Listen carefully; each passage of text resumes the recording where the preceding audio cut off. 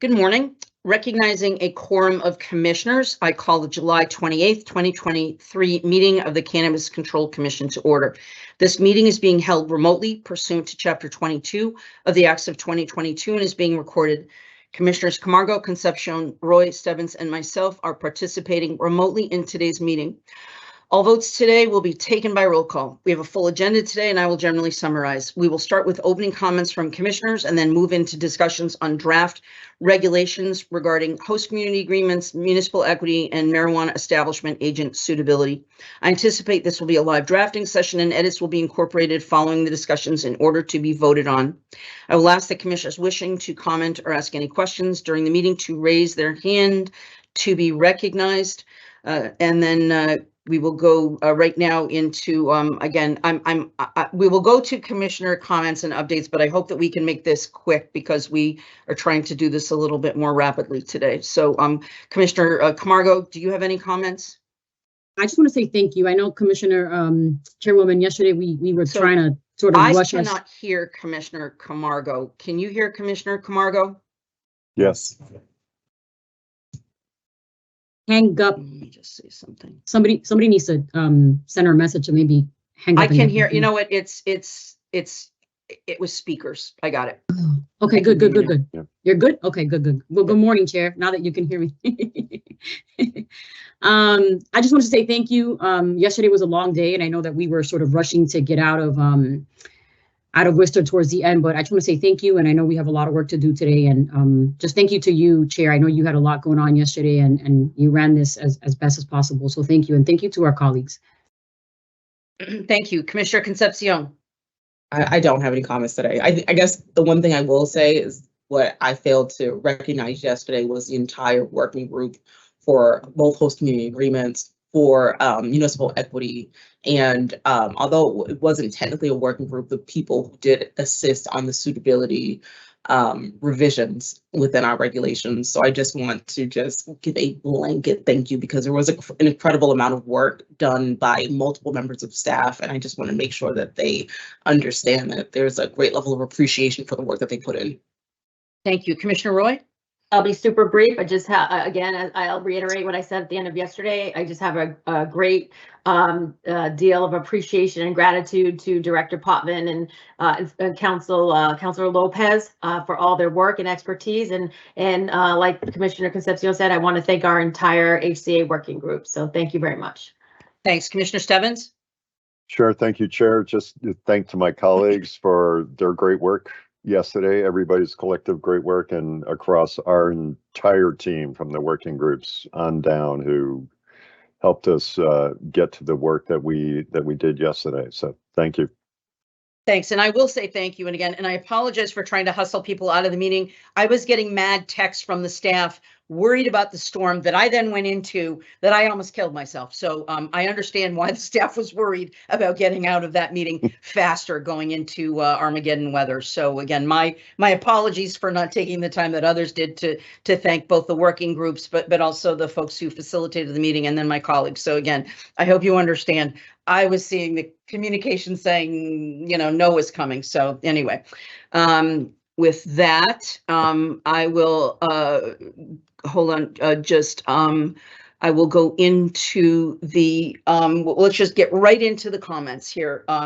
So we ended up here. It is, and I just, again, this is so clunky, and this is why I hate doing this remotely. But I just want to see is Attorney Andrew Carter. He's here. Andrew, can I see you? Where are you? Hi, good morning, Chair. How are you? You're there. Okay, great. And Mercedes is there. So this will be a little bit clunkier. But again, I thank everybody for moving to this. So where we are right now is equity standards for host communities to promote and encourage full participation in the regulated marijuana industry. I want to address the last minute suggestion that Commissioner Camargo sent about suggested language. One of the things, because giving an idea about how a community can live up to their responsibility to incorporate social equity at the local level. I think that may more properly function in guidance, Commissioner Camargo, and or we can update our memo that we put out. But I wanted, especially Commissioner Concepcion, if you had a chance to look at it, because we did discuss this, we did make a determination that this would not be something that we mandated within the regs, but it certainly is, you know, Cambridge and Boston, they're doing that, and they're already, we don't have to worry that they are incorporating social equity into their processes. They're already doing it. But Commissioner Concepcion, I'd love to get your take on that. So I did think about this after our meeting yesterday. I apologize. I know I'm raspy and a little bit nasal, so sorry in advance. And the way that I understood it is that it's not a mandatory requirement that was being proposed. It's a presumption. And I saw that as similar to what we incorporated under the host community agreement draft regulations as well, when we talk about reasonably related, and that there's a presumption that certain terms are reasonably related. So I guess my understanding was a little bit different, because it does not mean that smaller towns fail to meet the minimum. It just means that those towns who have satisfied the suggestion that Commissioner Camargo, we're saying that they do meet the minimum. Right. But what I'm saying is what she's suggesting is not a mandate, right? She's not saying that everybody has to do that, but it is a way that communities can satisfy that statutory mandate. And so what I'm suggesting is that maybe we edit the memo and we put that into the memo or guidance. But I think that she's spot on that this is absolutely how a community can incorporate social equity. But if she's not requiring it as a mandate going forward for all future communities, which I don't support because of where we are in the market. I would have supported this 100% 5-6 years ago, but now I think it creates barriers for some smaller, more rural, more suburban communities. That being said, if other people think that we should mandate it, but I think that this is more properly placed either in the memo that we wrote, telling cities and towns ways that they can fulfill this requirement, rather than putting it into the regulation. That's just my suggestion. Madam Chair, do you mind expanding a little bit when you say that it creates barriers for smaller towns? I want to. So what I have seen in Cambridge, when there is exclusivity in Cambridge, it has if you're a small community and you're the town of Whitman, okay, which is a relatively white suburban community that initially did not allow cannabis into the community. Of course, they're looking for the revenues. And under our current, what our committee initially, our group initially said is, these are some of the things that you can do to incorporate social equity. It's putting the thumb on the scale by adding points if it is a social equity business. It's requiring that they expedite, suggesting that they reduce fees, rather than a la Cambridge, which is an exclusivity period for social equity only. We know the problems with social equity. The biggest problem for social equity being able to go into a community, the biggest problem, a problem can be inside, people knowing what to do, folks not having an attorney, but the real issue is funds. And we still are in the process of determining how do we get that funding? Because if we say that there has to be exclusivity for maybe a marijuana retailer and the community would like those revenues, if there's an exclusivity and they can't attract a social equity candidate to come to that town, maybe it's not a good place to do business. I don't know. But I think that's where I'm getting confused. Yeah, but I don't think we should mandate it. Not to. What? I think that's where I get confused, because a town can choose not to adopt those policies. And I'll let Commissioner Camargo describe No. this, But what I'm saying is, we know that they don't have to adopt what Commissioner Camargo is suggesting. But what I'm agreeing violently that this is an important way, because Cambridge We don't have to look at Cambridge. We know that they're incorporating social equity. We don't have to look at Boston. We know that they've already robustly included social equity 1-for-1 in their process. What I'm saying is, if we're not going to mandate it, I think that this is properly placed either in our memo, we can edit our memo, or in guidance. So that's really, I'm not saying it's not a good idea. I'm saying it's a great idea.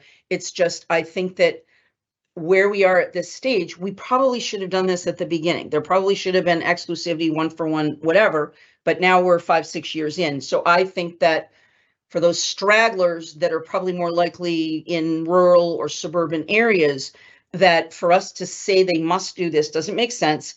But if this is an idea, I just think that it's properly placed somewhere else. Go ahead, Commissioner Camargo.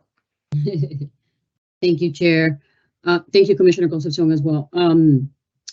So just to kind of, I want to make sure that the record's sort of clear. One is, I had suggested something similar when you all were writing the memo, and I got the reasoning why you all included Newton and Somerville, which I get. I know we're mentioning Boston, Cambridge, I get it, so I hear you, Chair, that the memo can be a place to sort of re-add it. And I know that it is in one of our guidance documents that I had worked on last year that I re-edited with the government affairs team. So I know we added it on there. I know it is on our website, examples of other cities and towns of what people are doing. And I know that in your memo, you also added Newton and Somerville.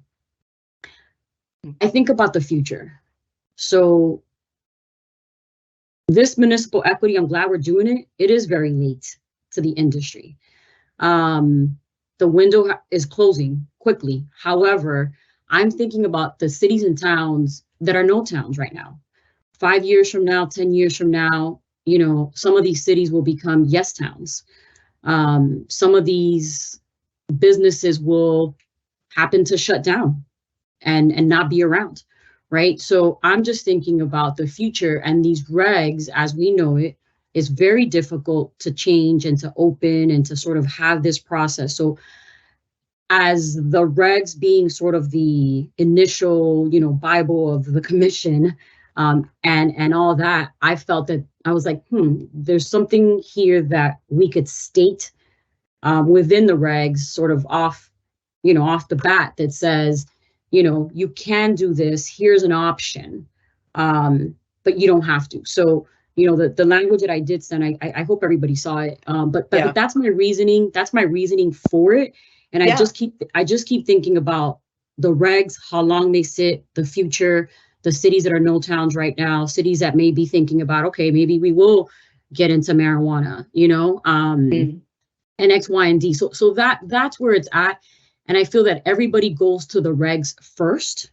If you're a business owner, if you're a lawyer at a small town, at a big town, everybody goes to the regs first. So it's a suggestion. I'm curious to see if my other colleagues, read it. What are they thinking? We have attorneys Lopez. Carter, Sure. I think, raised his hand first, but Sure. Carter, then Lopez, sorry. Yes, Commissioner Camargo. I was hoping it would be possible for you to read the language into the record. And then the second piece that I just wanted to flag for Commissioner consideration is when we are thinking about implementing regulations, those have the full force of law versus a guidance document, which is not enforceable in the same way. Thank you. But again, we're not talking about this as an enforceable thing. It's just a suggestion. So. Yeah. Go ahead, Commissioner. Attorney Lopez. Good morning, Madam Chair. Thank you. So thank you very much, Attorney Carter. I wanted to just raise that point as well. Understanding that this wouldn't be a mandate because if the presumption is in a guidance document, then the town would not be entitled to it as a matter of law. So that's just something for you to be aware of as you decide which direction you want to go in.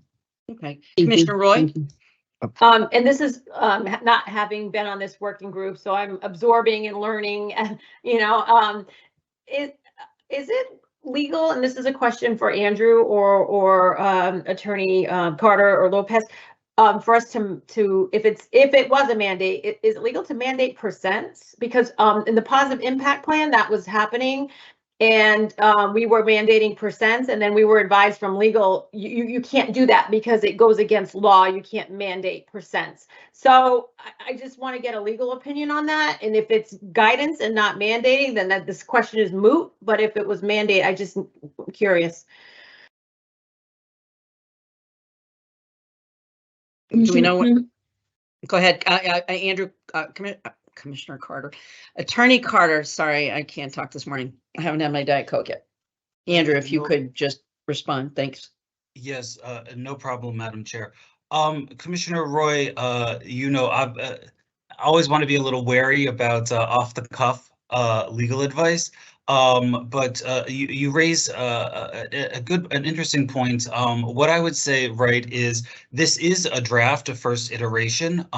So if we put it out there and we can contemplate a number of these issues further, that may be an approach we may wish to take. Go ahead, Commissioner Camargo. Yeah, I mean, if you want, I can read it into the record just so that it's done and. Yeah, just read it. Thank you. Go ahead. And again, I put it in the chat. I sent it on email last night. It is. But the public draft. hasn't had an opportunity. So if you could read what you said, that'd be great. Yeah. But I just want to say that it is a draft. Municipalities may meet the mandate or statute of the minimum acceptable equity standards if it adopts an ordinance or bylaws to exclusively license social equity business for an extended period of time for adult use MEs, or may create an approval process for equity applicants on a one-on-one basis with general applicants, or until 50% of the operating cannabis business come from social equity businesses.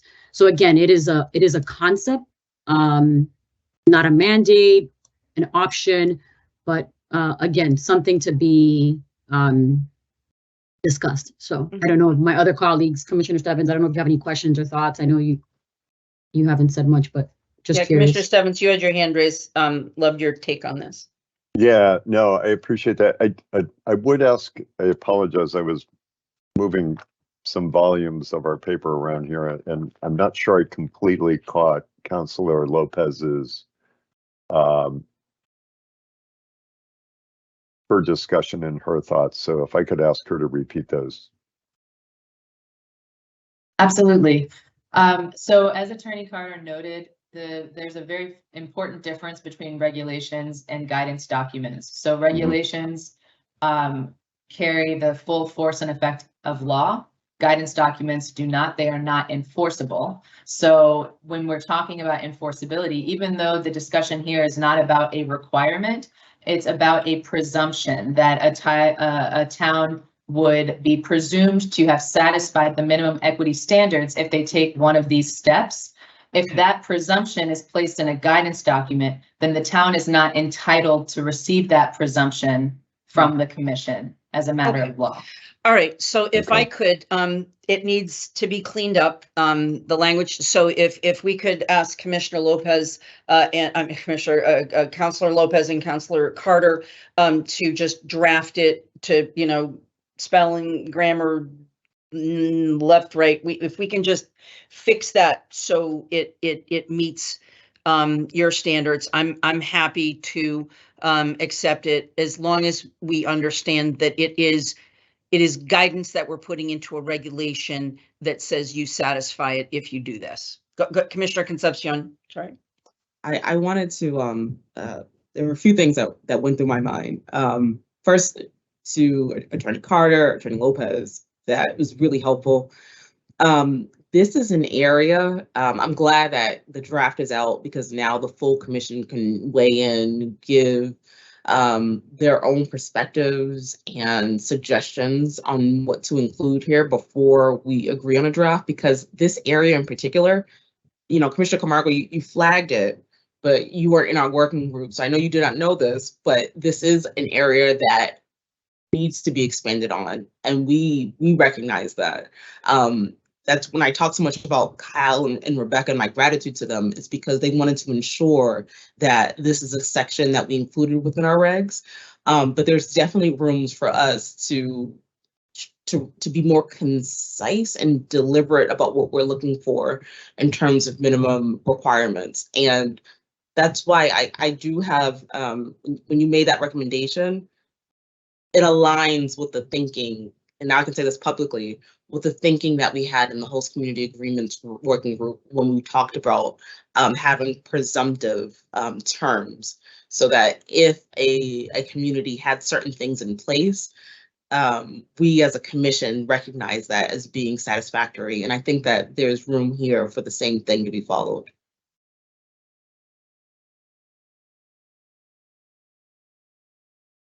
So if we could just clean up the language, and I don't know, again, if it's not a mandate, but it is a presumption of fulfillment of the new responsibilities created by Chapter 180, then if we could have our attorneys just redraft that, and you know, I'm happy to put that in. Again, I just thought it was more appropriate in guidance, but I understand what Attorney Lopez is saying, so I'm willing to adopt that if we can get it cleaned up and put into proper. Commissioner Roy? Yeah, I just, again, I want to make sure we're on sound legal footing here around well, we're saying it's not a mandate. It's not a mandate, not a mandate. It's not a mandate. Okay, with percents, that's all. But I still would like a legal opinion around that. Absolutely. Yeah. But if you clarify, what legal opinion are you looking? Can you state what? Yeah, so prior to you joining the commission, Madam Chair, some of the conditions would mandate a percent for hiring for positive, and then we received direction from legal saying that we're not on sound legal footing to mandate a licensee have a certain percent, and we can no longer do that. So I would assume this would extrapolate to us dictating to a municipality a percent when we received a legal opinion that we're not on sound legal footing to do that. So that's where this comes from. Thank you. Okay, so if we can move on, we have consensus. Andrew, Yes. Attorney Carter, sorry, I may just call you Andrew on occasion. I'll apologize later. So. Madam Chair, Andrew is perfect. I just wanted to ask Commissioner Camargo if there was a section that you would like this inserted where in the reg series you were looking for, or we can do that offline if the commission is comfortable with that as well. I am comfortable doing it offline so that we can save time. Just that we've adopted the concept that Commissioner Camargo, and then we can work on where it gets placed. I think that it was going to go. If I may. Please. Yep. And yeah, I agree, Madam Chair, we could talk about it offline, but I had suggested it right after section. It's 500, it's minimum acceptable equity standards governing municipalities, so it's in there. Yeah, it's right, exactly, right under either section 1 or 2. Because it's the scope. Thank you. All right, so are we in consensus there?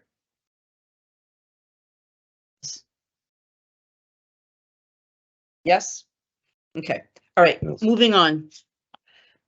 Sorry, this is why I hate working from home. I've got family emergencies that are distracting me. I apologize. Okay, so we're on section E, equity standards for host communities to promote. Okay. All right, host communities shall adopt the following transparent practices to promote and encourage full equity participation. A host community shall publicize certain information in a conspicuous location at its offices and on its website, which shall at a minimum include all required steps of a host community's local approval process, including but not limited to all associated fees, deadlines, and meeting schedules for local bodies involved in the local approval process.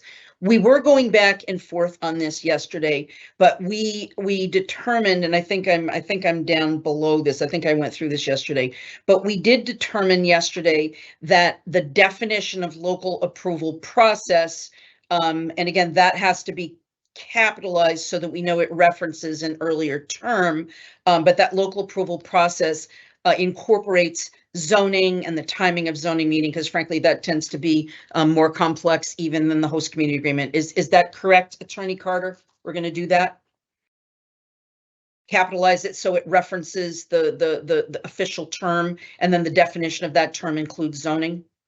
Yes, that's correct, Madam Chair. Okay. The draft will reflect that it is a defined term. Okay, and again, my apologies. So again, this is when I was looking at the rainstorm text and I was getting a little nervous for everybody. So anyway, so I think I go down to section 2. A host community shall develop a plan to promote and encourage full participation in the regulated cannabis industry by individuals from communities disproportionately harmed by cannabis prohibition and enforcement, and to positively impact those communities, and shall publicize its equity plan in a conspicuous location at its offices and on its website.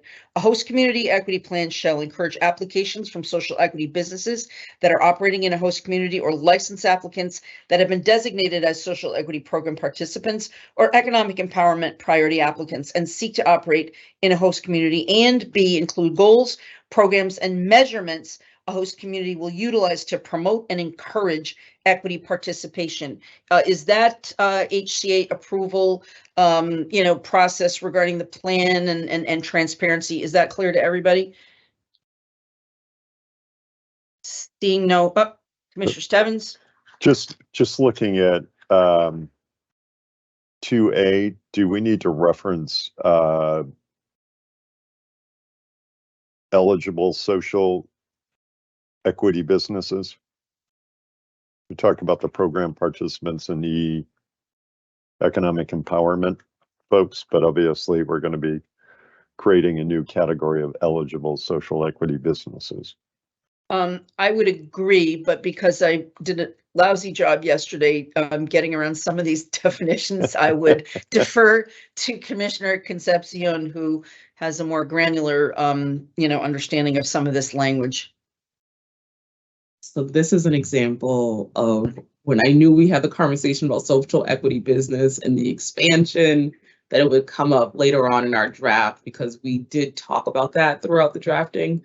But I will actually ask for, Attorney Carter and Attorney Lopez to give some insights here, because I don't want to do something that is counter to the statute as well, because as was made clear yesterday, the way that I interpreted that the statutory requirement for a social equity business was in fact like it was a different interpretation. So I'll kind of defer to Attorney Lopez and Attorney Carter on this, just to see what can be done without being adverse to the statute. And I can rephrase that if you need me to. I know that was a lot of words. Attorney Lopez? So just to respond to that, so I believe Commissioner Stebbins, you're asking whether or not 2A, where it says encourage applications for social equity businesses, you're asking whether that encompasses EEA, economic empowerment priority applicants? No, I'm sorry. I'm looking at that 2A and just wondering if it adequately includes, kind of our new category of social equity businesses. Could I suggest encourage applicants from social equity that are operating in a host community, or license applicants that have been or may be designated as social equity program participants? Would that work, Attorney Lopez? Well, I think that captures what you're saying, Bruce. Commissioner Stebbins. So if the policy decision is for to include individuals who may be eligible, then what you can do is relate back to your verification process that you've established, and say that you're encouraging applications from social equity businesses that are operating, or licensed applicants that have already been deemed to fall into the SEP or EEA category, or individuals who have been verified by the commission, pre-verified, I think would be clearer to the public, but pre-verified by the commission as satisfying the SEP or EEA criteria. Okay, so Attorney Carter, can you craft, what can we figure out? Because I know what Commissioner Stebbins is doing. I think it makes sense to include it. Because I think it gets at the broader picture that we all were very eager to make happen, but we understand some of the complexity. Go ahead, Commissioner Concepcion.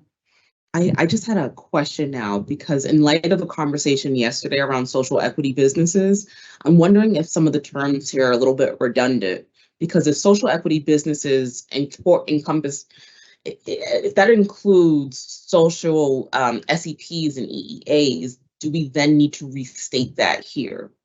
Do you understand what I'm saying? I'm reading it and it looks like we might want to eliminate some of the words here. Yeah, that's a good point.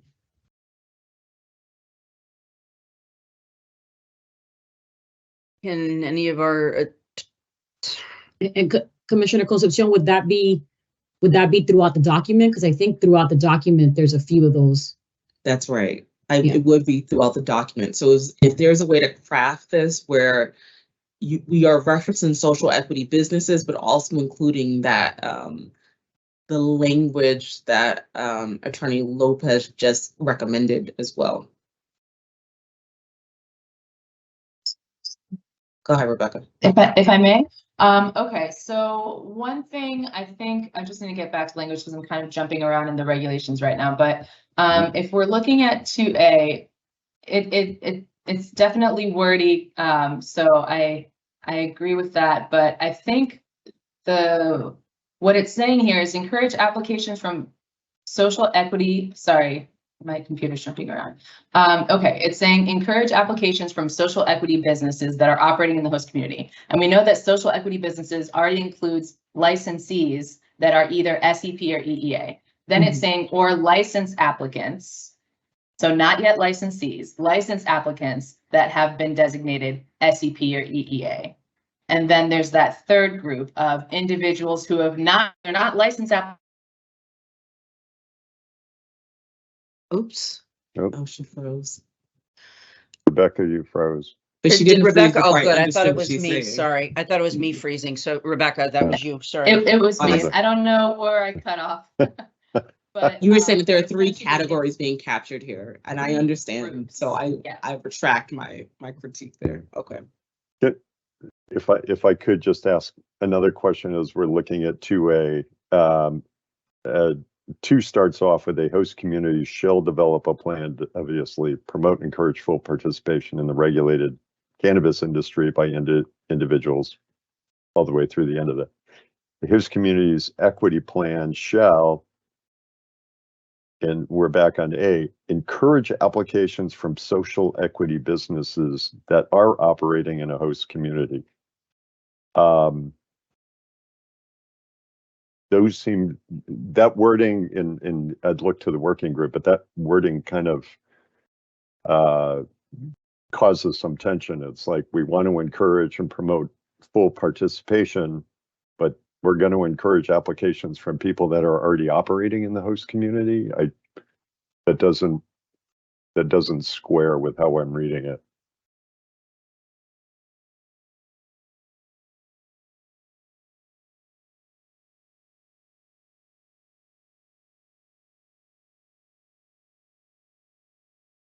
Yeah, no, you're right. Commissioner Stebbins, Madam Chair, if I may. Mm-hmm. Please. Commissioner Stebbins, your point's valid because I think, and correct me if I'm wrong, from the working group, is the ultimate policy initiative here is for host communities to attract new businesses that would be held by social equity businesses that have been verified through this new process, this new policy, as well as those that have already been certified as economic empowerment and social equity participants. Yeah. So maybe the rewording could be to make sure that your policy initiative is adequately reflected is encourage applications from businesses and individuals that would meet the definition of social equity businesses, comma, social equity program participants, comma, and economic empowerment priority applicants to seek Bingo. to operate in the host community. Sure. That's good. Commissioner Roy, you had your hand up. Thank you. I did, and I agree Ms. with Kai. Commissioner Concepcion that it's wordy, right? So we're almost like restating the definition of a social equity business by putting in SEP and EEA. But my only, an unintended consequence, if we remove it, is according to statute, a social equity business or marijuana establishment with not less than 51% majority ownership of individuals. And I think folks have brought up in the past that that's a barrier, the ownership in controls to selling or creating generational wealth. So if we lock in SEB everywhere and eliminate SEP, EEA, then according to statute, an SEB must have 51%. And I think folks wanted to address that down the line about the 51%. So I'm just flagging that. I'm just flagging. That's all I'm doing. Thank you again, and thank you, Commissioner. And as I have, one of the things that I hope that we, as a commission, will do moving forward is to create. And I think that Andrew and Mercedes right eyeballs will be twitching, but that we should create, in essence, almost a standing group over the course of the next several years to allow us to quickly not open up regs, but have constant regulatory updating, because we think that there's quite a bit for us to do. And as problems such as hearing currently from social equity business, entrepreneurs, that they're now looking for an exit opportunity for transformational wealth or generational wealth for their families. It is something that we will have to address, Commissioner Roy. So again, not that it comes in here, but it's something that I think we all have been hearing from people over the course of the last several months, and something we need to address in the future. So thanks. So I think that Kyle offered some excellent language. Attorney Carter, do we have a thumbs up that you have that? You think it's workable? Excuse me, Madam Chair. Yes, I have the language. I will circle back with Director Potvin just to ensure that I have each piece as we are moving quickly. But I will make sure that I have the language. Thank you. All right, and B, including goals, programs, measurements. Again, I already read that. No questions there. Moving on to number 3. A host community shall publish data regarding its total applicant pool, which shall identify each social equity business and license applicant that has been designated as a social equity program participant or economic empowerment priority applicant. B, a municipality or host community shall adhere to best practices for host community agreement negotiations with license applicants that have been designated as social equity program participants or economic empowerment applicants, including but not limited to the following. Now, again, if I can just stop myself here, is this where we also need to streamline our definition, or what do we need to change when we're trying to open up that pool, accessibility of that pool? Is that something we need to do here, or are we, and again, I apologize for my confusion, is that something that we will develop consistent language that every place it goes? I think you're right, Madam Chair. This is another section, we want to maintain that same, effort and intention. There should be a tweak here that allows people who we anticipate will be SCPs, right, and not EEAs, but SCPs, that this is where we can expand that window as well. I'm trying to think of what that language should look like. Well, that have been designated, and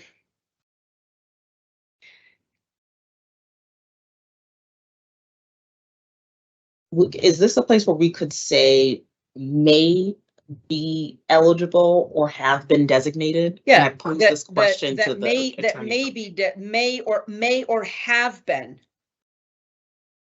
designated. Does that work? May I ask a Attorney question? Lopez? Yeah, please. This is a question for the chair and Commissioner Concepcion. When you developed this idea of the standard evaluation form, Were you thinking about applicants, or were you of the impression that pre-verified individuals would be engaging, will have already submitted an application with the town, I guess?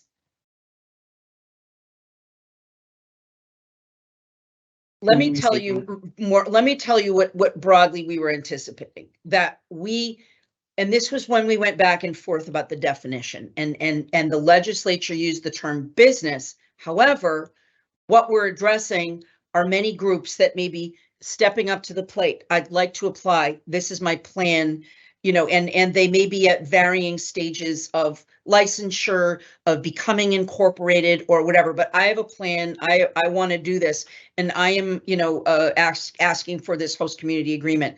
So this was where we were kind of looking at the language that the legislature was telling us to do, that social equity business had a certain set of assumptions, but we felt that if we are meant to be dealing with at the very, very earliest stages of the approval process that people go through for zoning, for host community agreement, that what actually is a social equity business may not be the correct language that gets at the goal. And I don't want us to be doing something that the legislature is not telling us to do, but if it's all directed to these very, very early stages where they feel that people have been left out, elbowed out, not knowing the right people, that business is a definition, but it needed to encompass those additional people who may want to get into this, but may not have the level of there to meet that hard definition. Does that make sense, Attorney Lopez? It does. The reason I asked is because subsection B is about actual HCA negotiations. And so it seemed to me that the negotiation stage of this would likely be happening once someone's already a licensed applicant, but maybe not. But I just wanted to make sure that was sometimes not. And I'd ask Director Potvin to chime in, because some people start this very early in the process, maybe even before they've filed for licensure, but I'm not sure if I'm stating that correctly. So Kyle, if you could kind of weigh in and answer that question, I'd appreciate it. Thank you, Madam Chair. Again, this could have a couple of different permutations too, but I think you're right. There is a situation in which I think predominantly it will be licensed applicants, to Rebecca's point, but let's use an example of a licensee that's operating in a municipality, and now they may want to change their location to a new town. So they're a licensee. And if they hold those statuses that we've outlined through these policies, that could be a leg up for them. But what I'm not sure, but I think that, and maybe I'm missing it, is it that when you're, I have an idea. I'm in my hometown. I have an idea. I want to file. This is my business plan. This is what I'm going to do. I'm going to go through this, but I may not have begun the official licensure. May not have filed anything with the Cannabis Control Commission. That happens, right? That does happen. Yeah. And as of today, you need, in order to submit an application for initial licensure, right, you would be required to already have that HCA in hand. But that's what I'm saying, is that this is where it begins. Although I have seen it in parallel, this is where it begins. That is predominantly where it begins, but the situation that I was throwing out that encompasses the other aspect of this is not so much a licensed applicant, somebody who's already been issued a licensee, maybe even is commencing operations in, say, a place like Worcester. And now for some reason or another, it's not advantageous for them to stay in Worcester, and they're looking to, say, move to Framingham. But they're a licensee who now needs to negotiate an HCA with the city of Framingham. And if they're designated as a social equity business economic empowerment applicant or social equity participant, this latitude in addressing both licensed applicants and licensees would also address to them when they're negotiating with Framingham and also for Framingham. Okay. So Attorney Lopez, if you could just, are we good here? Do we need any edits here, knowing kind of the bigger picture of where we wanted to get to? So if the policy purpose is to include individuals who may be eligible for either of those designations, then what you could do is you could say a municipality or host community shall adhere to best practices for HCA negotiations with licensed applicants that have been designated as social equity program participants or economic empowerment priority applicants, comma, or who have been pre-verified pursuant to, and then we identify the regulatory provision that speaks to pre-verification, comma, including but not limited to the following. Thank you. Okay, Thank you. so I think we, Attorney Carter, did I see your hand going up or your pen waving? Yes, thank you, Madam Chair. I was just hoping that Councilor Lopez could just repeat what she said, just to make sure that I have adequately captured it. Of course. So in the regulatory language, Attorney Carter, after the capitalized term economic empowerment priority applicants, we say comma, or have been pre-verified pursuant to, and then we've referenced the regulatory provision on pre-verification, comma, including, and then continue the sentence. So it's just a clause that links us to that pre-verification. Thank you, Councilor. Okay, are we good? Commissioner Camargo? Oh, you're good. Yes. Oh, you're, okay. So Madam We've Chair, got to I'm get our going- hands, we got to get our hand signals here. I know one that I definitely will recognize, but I don't want you to use it on camera here. But there are emojis for that. But know. anyway, do Madam you have any Chair. other questions? So I don't have a question on this, but I wanna, before you move forward, I kind of want to pause a little bit because I have a lot of questions on this section. Oh, And please. And You it's mean a the lot. next section, the next section coming up? Yes, but also I want to go back to number 3. So I didn't want you to go too far. I mean, you could do two. Oh shoot. Oh, You could it's do okay. two things. You You no, could- no, just raise your issues. I don't want to be Okay. getting, so number 3, Okay. let's get to that. Okay. So let me get my screen up.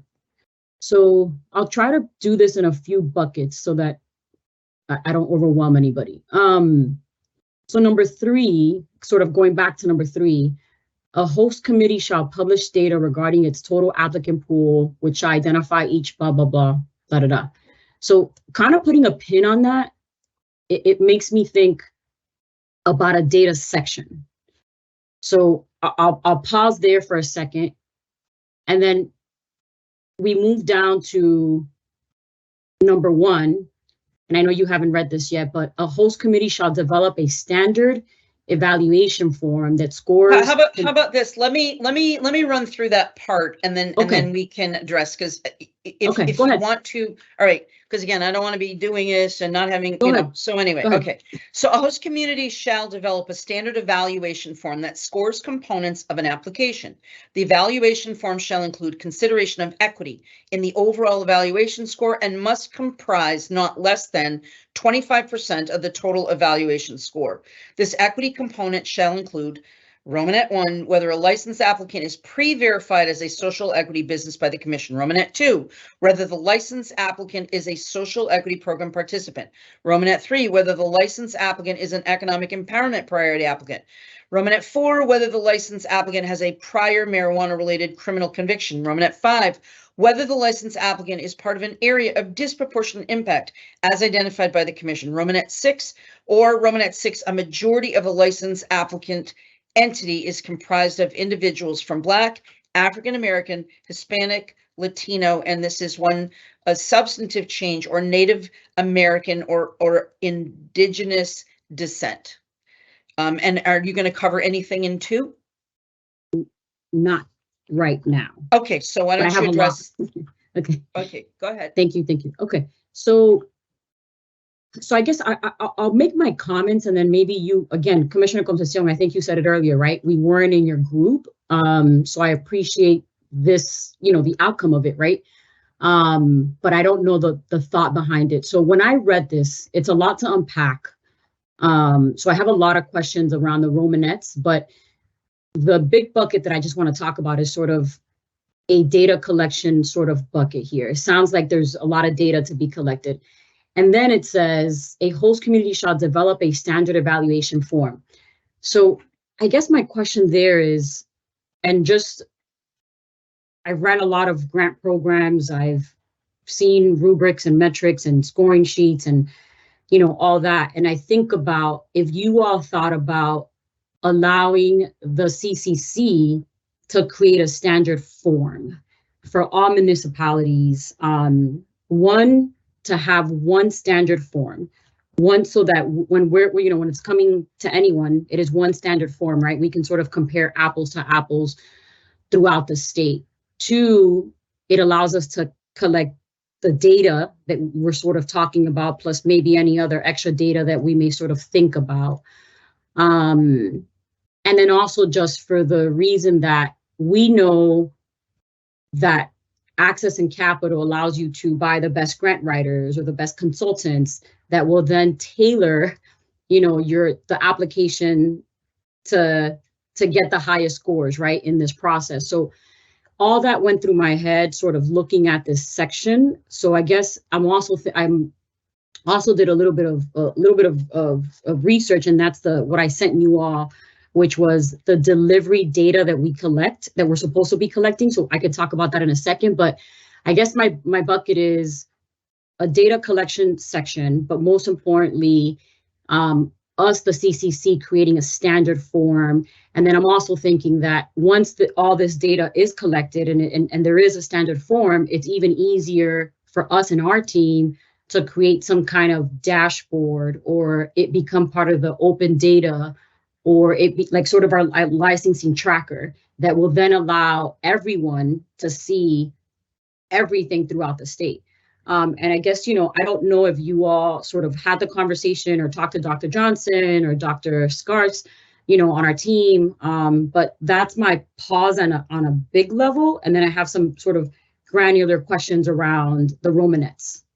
I don't disagree with you. And frankly, we have we have public information databases that and the issue is, well, if you put that up there, it has to be updated. And for instance, we talk about the standard, what communities have, whether or not they allow cannabis, that making sure that list is up to date, frankly, helps social, equity potential applicants find communities that may still be open territory to do business. So, I think about the impact, but I absolutely think you're on the right track, that this is a good idea, that we need to create both consistency as well as automatic transparency. We will hear that this is an impact issue because, again, I know for a fact that the public data that we have provided for different communities and the rules that they have in place.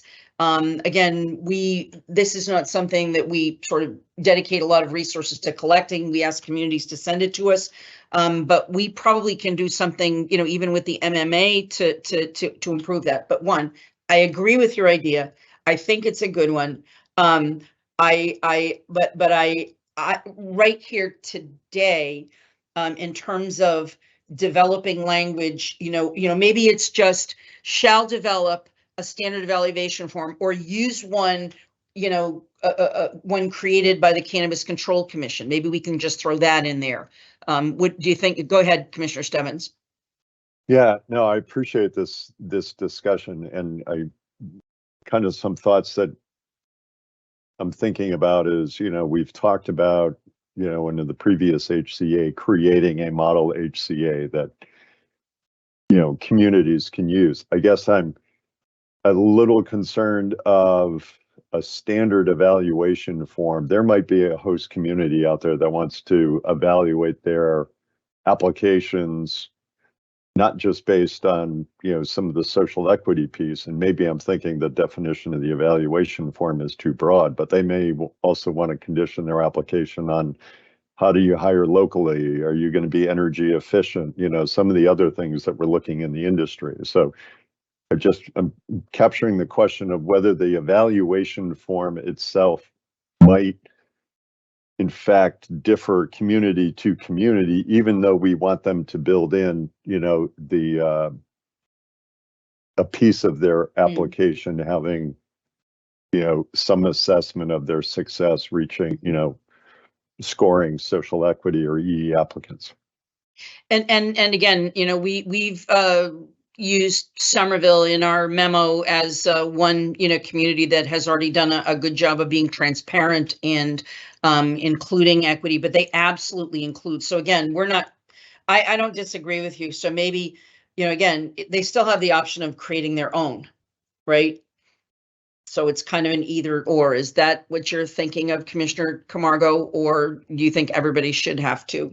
I mean, I think, and I appreciate Commissioner Stebbins' comments. I think, and I don't know who on our team here, whether Dr. Johnson or Dr. Marianne Sarks is around to kind of have the conversation, but I'm putting it out there just because I hear what you're saying, Commissioner Stebbins, in terms of like there's extra information that they might want to collect, which is fine. But I think about compliance. I think about, this. I think what he's saying, thinking- excuse me, no, but I think what he's saying is No, I know. that they'll have individual. Yeah. I'm sorry. Let me finish my thought. Just give me a second. I'm trying not to rush through this stuff. But yeah, the concept, I guess, is creating a standard form that we then can compare. I don't know what, I'm bringing it to you all as a concept. We can think about it and talk about it a little bit. And I don't know what you all talked about, in your working groups, but I'm just thinking a standard form from the CCC in terms of the metrics, how they're evaluating, right? But they can add their own stuff. Commissioner Concepcion, and then Yep. I'm remembering some of our discussions, so I'll bring it Okay, back. let me- Go ahead. You might be thinking the same way I'm thinking, Yeah. because I want to ahead. just provide some additional background and Thank you.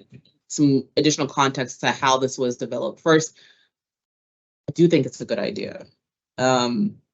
When we were developing these regs, it was after having multiple conversations with existing licensees and understanding the process that they went through. And it's common throughout a number of different host communities to utilize a sort of scoring, rubric or mechanism in evaluating who receives a host community agreement. So this was done with the purpose of understanding what's happening now. We didn't want to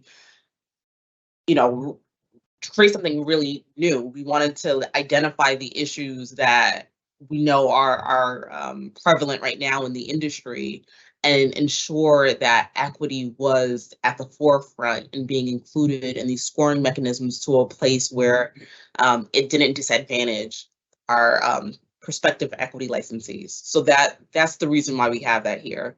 In terms of the CCC being the creators, at least for a baseline scoring mechanism, I think that's a good idea. I hear what you're saying in terms of for data collection purposes, for sort of streamlining our own intake, but also making that information publicly available so that people are able to identify sort of what different municipalities are doing and sort of ensuring that these equity provisions are followed. I think that makes a lot of sense. What might be something we consider is that we do develop that, but then like you were saying, I think you were saying this, Commissioner Camargo, is that we sort of add like an open-ended component of that scoring sheet where municipalities can then inject additional provisions that they look for. So it's not exclusive to the terms that we require or what we're stating, but there's still flexibility to, that speaks directly to the uniqueness and distinctiveness of each municipality in the Commonwealth. Yeah, and I think that gets the Commissioner Stebbins' point, right, as well, in terms of there may be some local stuff, but, on the flip side, then and I don't know how this happens, but then it allows us to create, like we have a section here. Let me just read it really quickly. I think it's just number 3. A host community shall publish data regarding its total applicant pool. So, they're going to publish their own data, which is great, according to these regs. But I think, it'll also allow us, and, kudos to the open data platform that allows folks to see it. But we could then create sort of an equity dashboard throughout the licensees and stuff like that. If we are able to create something standard, and then so that's sort of the one piece of it. I don't know if you guys want to pause there to discuss that a little more. I don't know, Attorney Carter, if that is part of the scope that can be discussed after public comment. Is it something we discussed today? How does that work? And I also saw Kyle's head pop up for a second, so I didn't know if Director Potvin wanted to add any things, but I just wanted to note that I did see him. I don't know if he wants to, because this will have an impact, and I don't Okay, I'm looking at your face, or maybe not. So Does- Attorney Carter, I guess was my question for something like this, because I have other questions, but before we keep moving, I just want to make sure, Madam Chair, that yeah. Could I suggest, because I think that there's a lot of practical consideration here that I don't know if we have enough time to fully vet this right now, and because we're up against the deadlines, I get a little bit nervous because I think it's a good idea, but I want to figure out how it's going to function. So if we can figure out some language that notifies the public we're looking at this, and then during the public comment period, we can seek out input from municipalities. We can talk to, you know, our team to see what that impact is going to be. But I would suggest, if you think that this is appropriate, shall develop a standard evaluation form, you know, or utilizes one developed and published by the Cannabis Control Commission. And if we throw that in there, it in essence is notifying the stakeholders that, oh, this is something we're thinking about, and they can say, yes, this is a great idea, and no, this is the worst thing you've ever told us to do. But would that satisfy you right now? Because I feel that this is something that's very substantive, and you know, even some of the databases that we utilize right now, it is work to collect that, and some of our databases have been not up to date. And I'd like to understand, I think they should be, because I think that lowers the barrier for some communities to know, where do I go, who's friendly, who's not friendly. But I just want to make sure that in terms of the process of getting through the day, we plant a flag and we kind of get to what you're trying to get at. Madam Chair, if I may.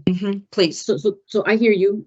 So a couple of things. One is I want to make sure that we don't sort of mix the two things, right? So one is the standard evaluation form from the CCC. The other one is sort of a data collection section within municipal equity. So I think those are two different things, and I apologize if it wasn't clear, but those are two different things. So I want to make sure. And I guess my question to you know, the legal team is, you know, we talk about scope. You know, one of the reasons that we paused on 2 weeks ago was so that we could really read through this stuff and understand the scope. So I guess my question, Andrew or Rebecca, is how does this impact the scope? Because if it's something that we can throw in, you know, like the chairwoman is saying, and leave it up to public comment, then that's one thing. And I'm okay with that as well. But I want to make sure that those two, like if we're going to talk about a data impact section or a data collection section and a standard form, how does that impact the scope after public comment? Does that make sense, Andrew or Rebecca?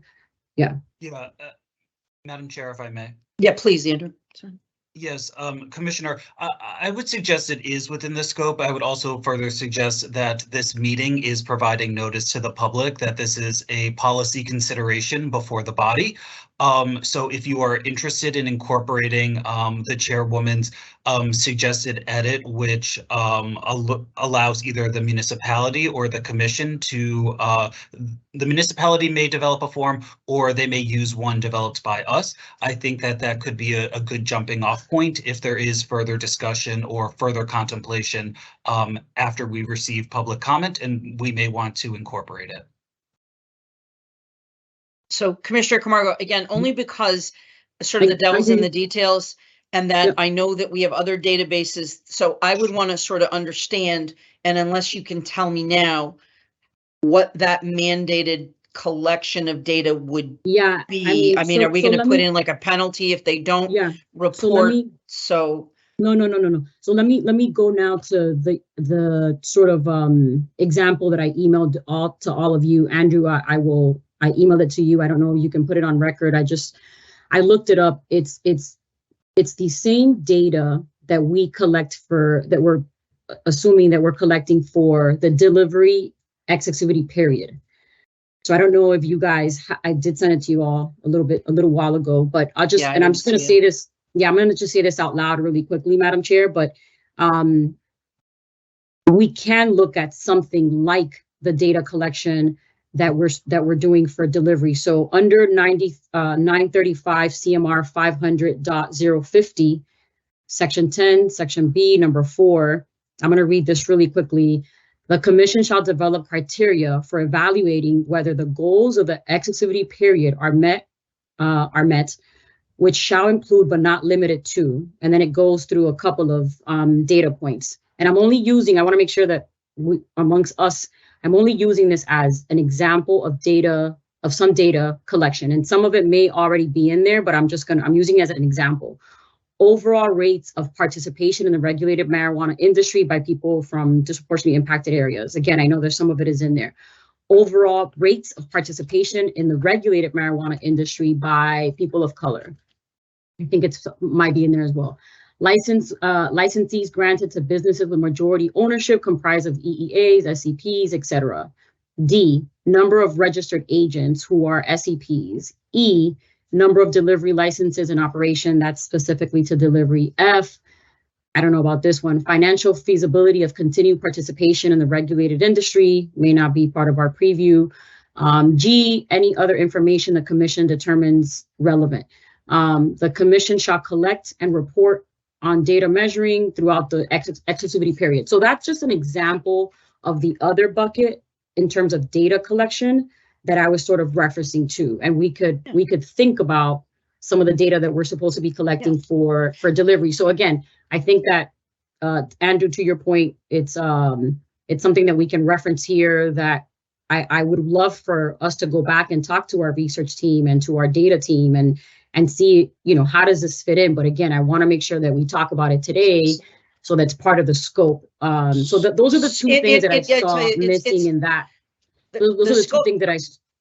Okay, Commissioner Camargo, the scope is fairly broad, so I just want to, I think that we sort of understand that. I just want to make sure because, again, we do have a shortened timetable today that I think this idea is a good idea. I'd love to get some consensus of other people because I think that if I were to vote on this right now, I don't know if I'd want to include it because I want to kind of get my head wrapped around it. It's fair. But let me just interrupt you, Madam Chair, by me. Let me interrupt you. Please. So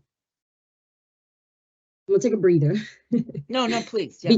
Because this stuff is really important, and I know that we don't have a shortened day today.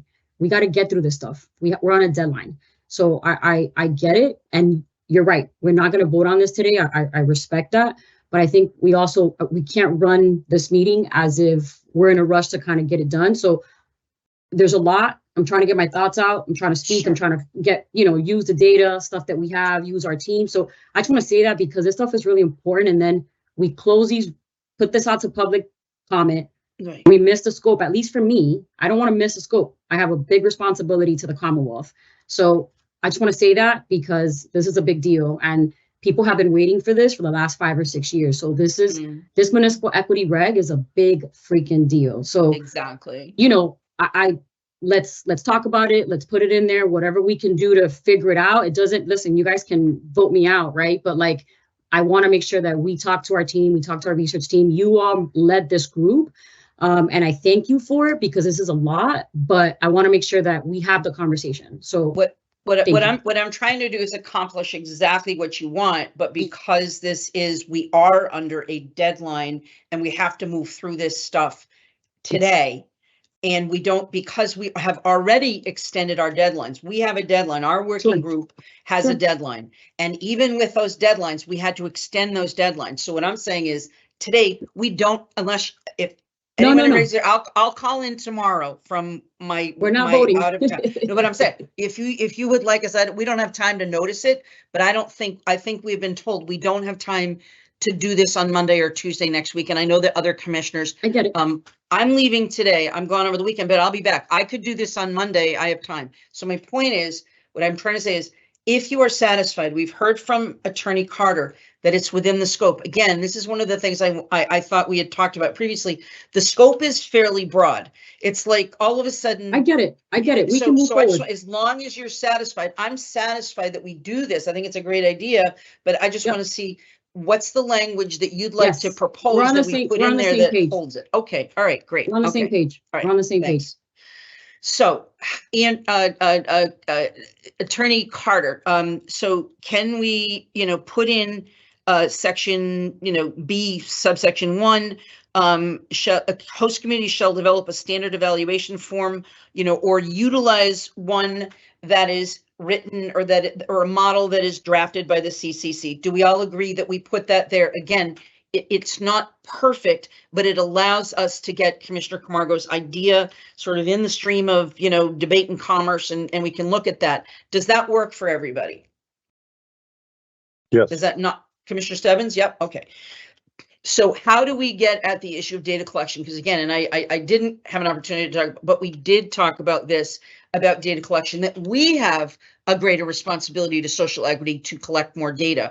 And there has been a little bit of pushback, about how we do that. So, and I still want to make sure that we understand what would that data collection actually look like. Again, I am less aware of the stuff on delivery, so that, and again, I didn't get to read your email. So, but anyway, can we come up with some language that captures what Commissioner Camargo is trying to do? Put this in here, not necessarily as a placeholder, but reminding people that this is a subject that we would like to robustly explore. Attorney Carter, do you have any thoughts on how we can include that data section or data collection that she's talking about? Thank you, Madam Chair. It's an interesting question, and I wonder the provision, right? A host community shall publish data regarding the total application pool, etc. I wonder if maybe that's a place we could insert language, a second sentence such as shall publish data to us as well, or is that the? I just want to make sure I'm understanding the underlying policy, which is. Yeah. Oh, please, Commissioner. Yeah. Madam Chair, if I may. Please. Yeah, so I guess yes, Andrew, the policy question is, and I think that this is a bigger conversation, and again, I know it's hard that we're having it today, but I would love to get staff input on this. We have excellent research team and an excellent data collection team on this, so I think there needs to be sort of like a data collection, maybe a separate section of data collection. What does that look like? Again, I was using the delivery example, the data that we're collecting. So I don't know. So I guess, Andrew, to your point, I would like to get input from our staff, but also even from you all commissioners that were part of the working group. Is this something that you think is doable? Like, did you guys have the conversation? I think it's a good opportunity. I know it's a lot of work and it impacts the section, but I think in the long run, it allows us to collect and be able to even have more transparency out of the CCC. So that's the question. And if we can add the section and come back to it, Madam Chair, I'm okay with that as well. Yeah. And again, because I think we all would like to talk to the staff about the impact on how it would actually function, I'm afraid to put this in place because I don't know how this is going to function. Okay. So I want to just get the minimal language that you're comfortable with and then move on. And then we will have the time over the course of the next several months to fully vet this, to understand what our team can and can't do, and how we respond to their needs as well as the policy needs. Commissioner Concepcion, did you raise your hand? Did you want to make a point? No, you got it. You answered something I was going to ask, so I no longer have a question. Thank you. Okay, so Director Potvin. Thank you, Madam Chair. To Commissioner Camargo's point, I think what I'm hearing from you as a policy request is that the host community is going to collect some variety of data on this based on that provision that's in number 3. And your desire from a policy is to be able to, the commission to be able to require them or may require them to report that information to us for us to then be able to digest that and also report that out. Is that an accurate reflection of what you're ultimately requesting? Mm-hmm. Correct. Thank you for re-explaining. Yeah, thank you. Madam Chair, as you were Please. saying, this is in the scope, and again, I will defer to legal on this, but I think an eloquent solution as a placeholder here would be a second sentence on that 3 where we're requiring host communities to collect this information, something that doesn't lock us in, but something that locks the concept in, something like the commission may require at certain intervals for host communities to report the information they're collecting to the commission. Perfection. Do you have that, Andrew? Yes, Madam Chair, we will put something to that effect. All right, thank you. Commissioner Stebbins, are you pensive or are you waving? I was waving, but I'm all set. We can move along. Okay, all right, and again, and this was also just FYI, during the course of this conversation, and this I think will come up, there are communities like the city of Holyoke that have issued, and I think Uxbridge issued many more host community agreements than ultimately people will go into business, and they understand that, and you know that's been the prerogative of those communities. So one of the questions that we may have, and this will be hopefully during the listening and you know, feedback period, that we reach out to communities like Holyoke to make sure this language doesn't necessarily require them to go back and look at 40 host community agreements, recreate their steps and do that. So we're going to have to figure out, this is going to be a more complex in terms of getting at the, I think, public policy goal that commissioners, you know, Camargo and Concepcion, you know, have been focusing on. We're going to need to understand that impact, and I believe that we will get. Again, I don't want to do anything today, but it is something that we don't want to put undue burden on communities that are mature and, you know, have done those things. And but maybe we do, and maybe it's just an information gathering thing. But anyway, I just wanted to raise that we did discuss that. Yeah, Madam Chair, Please. if I may, I'm not sure if other folks have questions in this section, but I have a few more questions for section. Please go ahead. Okay. This is meaty stuff. So it is meaty stuff. So when we say the evaluation form shall include consideration of equity in the overall evaluation score, which must comprise not less than 25%. How many requirements will be needed to get towards that 25% of the score? And this is where, in reading this, is where I said we should probably create our own evaluation form. So can someone explain that? I think that, again, when we looked at places like Somerville and Newton, that they, you know, they have a numerical score, and you know, some communities may, some may not, but we're basically saying strongly that there needs to be a numerical score, so that is how you can, in essence, look at apples to apples. So that in that numerical score, that however you score it, you may give 10% to, you know, being a local resident. You may give 15% to, and one of the things that we've discouraged is experience in the regulated industry, although we couldn't preclude that in including that in the score. But we discourage that because it may have a special negative impact on, you know, social equity applicants who may have been involved in the legacy market and may not be able to compete with MSOs. So it's trying to establish a numeric score, trying to say this has to be an important chunk of what you're considering when you issue host community agreements. But again, it's trying to make sure that we step delicately around the municipal autonomy to make these decisions, but to put in place standards that are measurable and accountable. Again, not every community will necessarily currently have a numeric score, and we're saying 25 is a number. We think it's a fairly significant number, and again, we didn't. It's just we picked that. We thought it was important. Yeah, just a pause for a second, Madam. Sure. I get it. I see what you're saying, and I think, again, I don't want to beat a dead horse, but this is exactly why my suggestion on us developing our own evaluation form for the CCC for municipalities to create that baseline for them. But I'll move on. I just have here, what if you meet one versus if you meet the other one? Again, I don't know what these scoring sheets will look like, again, which is why I'm thinking of a baseline.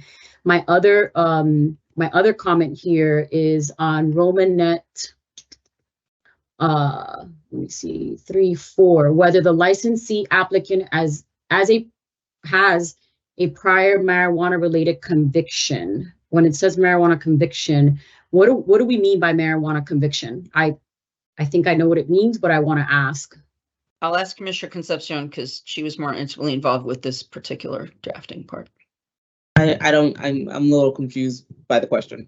I felt like it was very specific, but you can tell. Yeah, me. sorry, go ahead. Yeah, Yeah, if you yeah. could restate that, Commissioner Camargo. I guess Commissioner Concepcion, I was just thinking about the new tables.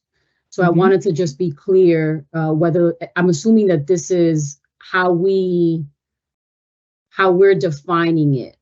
So this is not about stopping people. This is the opposite. So I think what you're referencing is our suitability tables, but this was extracted from the language we use for our SEP program, where we deliberately seek those who have those convictions on their records to participate in this industry. So that's what that language was. It was literally taken from our standards that we utilize in the social equity program.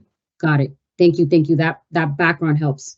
Okay, so I think for this, for number one, majority applicants, okay, for number one, I'm good. Thank you. All right, so can we move on, Attorney Lopez?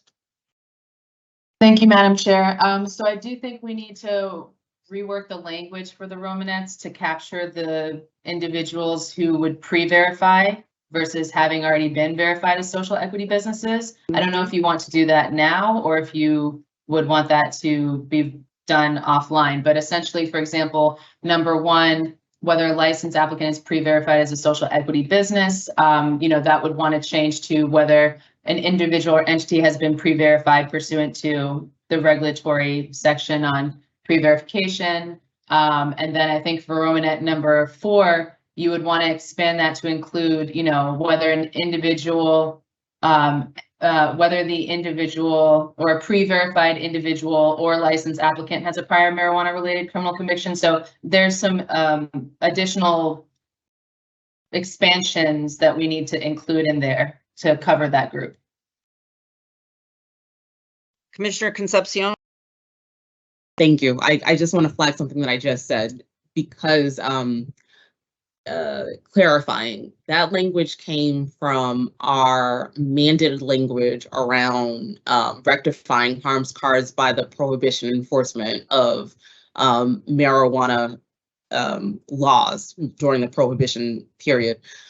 But in our social equity program, it's for drug convictions, not marijuana convictions. So I'll open that up to the commission in terms of if, the thought behind that was because of the equity mandate, but our social equity program states all drug convictions and it's not limited to just marijuana. What is your question, or what are you asking us to react to? I'm not sure. Are you asking for a reaction? I'm giving an additional response to Commissioner Camargo. She asked about the origination of the language around marijuana convictions. And so I went back into my notes. I've been on several different working groups, a ton of different meetings, but I wanted to make sure the information I gave her was accurate. So I went through the notes that I have, and I wanted to first clarify what my statement about that being extracted directly from the social equity program, that wasn't correct. Our social equity program is for all drug convictions. It's not limited to just marijuana convictions. And the marijuana prohibition and enforcement stuff, that comes from our mandated equity requirements under statute. So I'm taking back what I've said and clarifying, correcting that statement. And then I was asking, in light of that, maybe not today, but we should definitely sort of look at that to see if we want it to be more aligned with that social equity program and the way that we have it there. So, thank you. If I can, so Commissioner Camargo. Concepcion, yeah, thank you. Commissioner Concepcion, thank you for that. And I think that's when I was reading it. I think that's why what you're saying is what triggered me when I was reading it, because a conviction's a conviction, but which one, right? So, I mean, I think that we stick to the letter of the law, right? I think it's the marijuana conviction, right, is what we use. So that would be my suggestion, but I think it's key in this language right now. So what would satisfy your concern, or can we leave this as is? What would you suggest, Commissioner Camargo? I think it's do folks understand what we're talking about? Because I think it's a conversation we should have, and or get some legal perspective on it.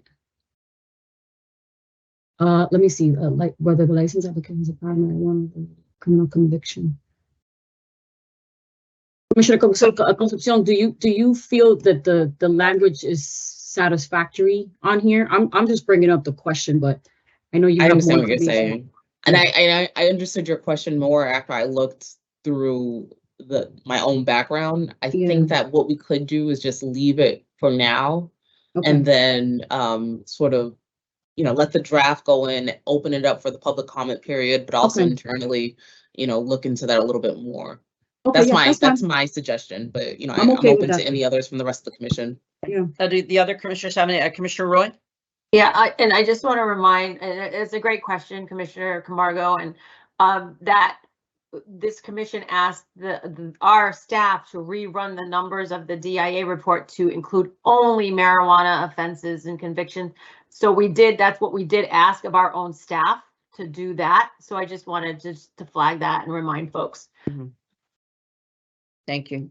So, okay. Commissioner One more Concepcion. thing. I would recommend that we not limit it to just convictions, that it be offenses and convictions. So I do want to throw that out there.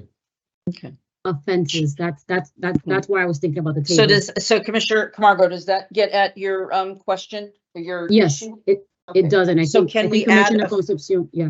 Can we add offenses? And I'm looking around the wheel here. Everybody think that is okay? Any legal Attorney Carter, any pushback on why we can't do that or shouldn't do that? Sure. And when we say offenses, does that mean arrest and conviction, or I just want to make sure I'm understanding the word offenses? Yes, offenses can go beyond an arrest because you're not always summoned to court based on an arrest. So when I'm saying offenses, I'm meaning a conviction means that there was a guilty finding, and an offense can happen regardless of there being a guilty finding or a non-guilty. It's a record. It's a criminal record. Mm-hmm. So in essence, what I'm saying is a record for a marijuana offense, whether that be for the offense itself or a conviction that resulted from the offense. All right, understood. Thank you. Anybody else have any? Commissioner Roy? Commissioner Concepcion, we talk about expungement and record sealing, and if that's expunged from someone's record or sealed, I don't want them to be, would they be precluded? In other words, do we need any language around those with even expungements in a sealed record? I don't believe so, because that still exists. I will try to be brief because I can get a little long-winded when we talk about expungement, so I will not try to get that deep. I asked you. But that's the reason why there are concerns around expungement, is because you want to ensure that people maintain their records for themselves for instances like this. It's like you can still just make sure that's more of an awareness thing, is making sure that the individual has a record or documentation about what has happened, because that will satisfy the requirement. I hear what you're saying though, because there's definitely a risk there that if there is an expungement, that means that there has been an elimination of that record completely. So it does become, it's an obligation on that individual to provide information and be able to prove that they in fact have a record. So you're right. You can put that demonstrated expungement or, no, I don't know. I'm just throwing it out there. If I may, really quickly, Commissioner Roy, and I guess just to remind us, this is in the section of data collection. So this is not gonna, exclude anybody. This is again in the host community shall develop a standard evaluation form, just FYI. Yeah, but as part of the evaluation, if 25% is weighted on this and someone, and it's not available to the scoring committee. Yes, thank you. I'm just throwing it out there. Do we need a proof of expungement or record sealing? That's all. No. Thank you for that reference. Yeah. Commissioner Roy, you definitely you hit something there. That might be something that's better for guidance though. But you're right. That's important. Okay. Anybody else? So we have, I think we discussed this to the satisfaction. So just sort of bringing it back, in terms of the language. Have we addressed this issue satisfactorily, Commissioner Camargo? Okay, thank you. Thank you. All right. Okay, so I have gone through one. I'm going to address two. In circumstances where a host community imposes a cap on the number of marijuana establishments or MTCs that may obtain local approval to operate, if a host community later decides to allow additional marijuana establishments or MTCs, at least 50% of those licenses, but no less than one license above the previously established cap, shall be reserved for social equity businesses or license applicants that have been designated as social equity participants or economic empowerment priority applicants. Have we covered everything with our definition? And do people understand this concept and have any questions? Hearing none, I will move on. Host communities must adopt Just- local rules. Sorry, Go Madam ahead. Chair. I just Yep, want to sorry. flag to make sure that we're all continuing to honor the policy intent of the group, that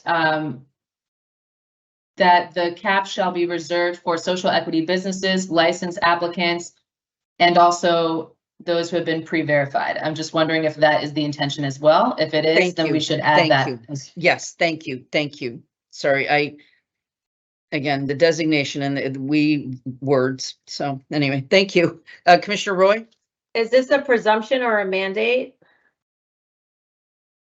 Yes, Which one? it is a mandate, I believe. Again, do we have legal footing to mandate percents based on the law? Thank you. Attorney Carter, do you want to address that, or Director Potvin, Rebecca, anybody want to? Sure. Well, I mean, what I would say is Chapter 180 has given the commission authority as it relates to mandates related to licensing. I believe the example you used earlier was mandates regarding participation. Hiring. Yeah, in hiring. So I would differentiate a license context versus a hiring context. Okay, thank you.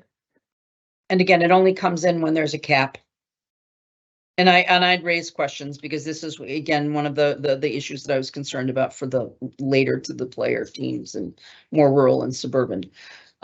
Okay, moving on. And again, just to restate, this is our first draft. We will get the MMA pushing back on us. We will get licensees pushing back on us. So, you know, again, we're not going to get this perfect today. We just want to keep it and create a scope. The scope is very broad. So, you know, we will be able to have another bite at the apple with more fully vetted input from different stakeholders. Again, moving to C, host communities must adopt local rules or bylaws to comply with this section on or before May 1st, 2024. A host community must submit an attestation in a form and manner determined by the commission, affirming that it has adopted local laws to effectuate compliance with this section and identifying the specific laws passed. Any comments or questions? Anything from our legal folks? Hearing none, we will move on. Any interested person may file a complaint with the commission alleging noncompliance with an equity requirement under 935 CMR 500.181.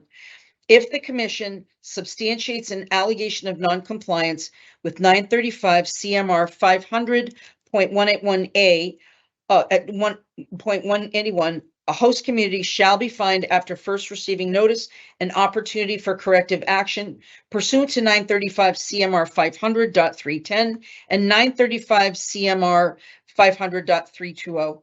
A host community shall be fined in an amount equal to the annual total of a CIF's received community impact fees received from all marijuana establishments and MTCs operating in the host community during the prior calendar year. A, the commission shall afford a host community a right to hearing pursuant to 935 CMR 500.500. All fines collected shall be deposited into the Cannabis Social Equity Trust Fund established in Section 14A of Chapter 94G.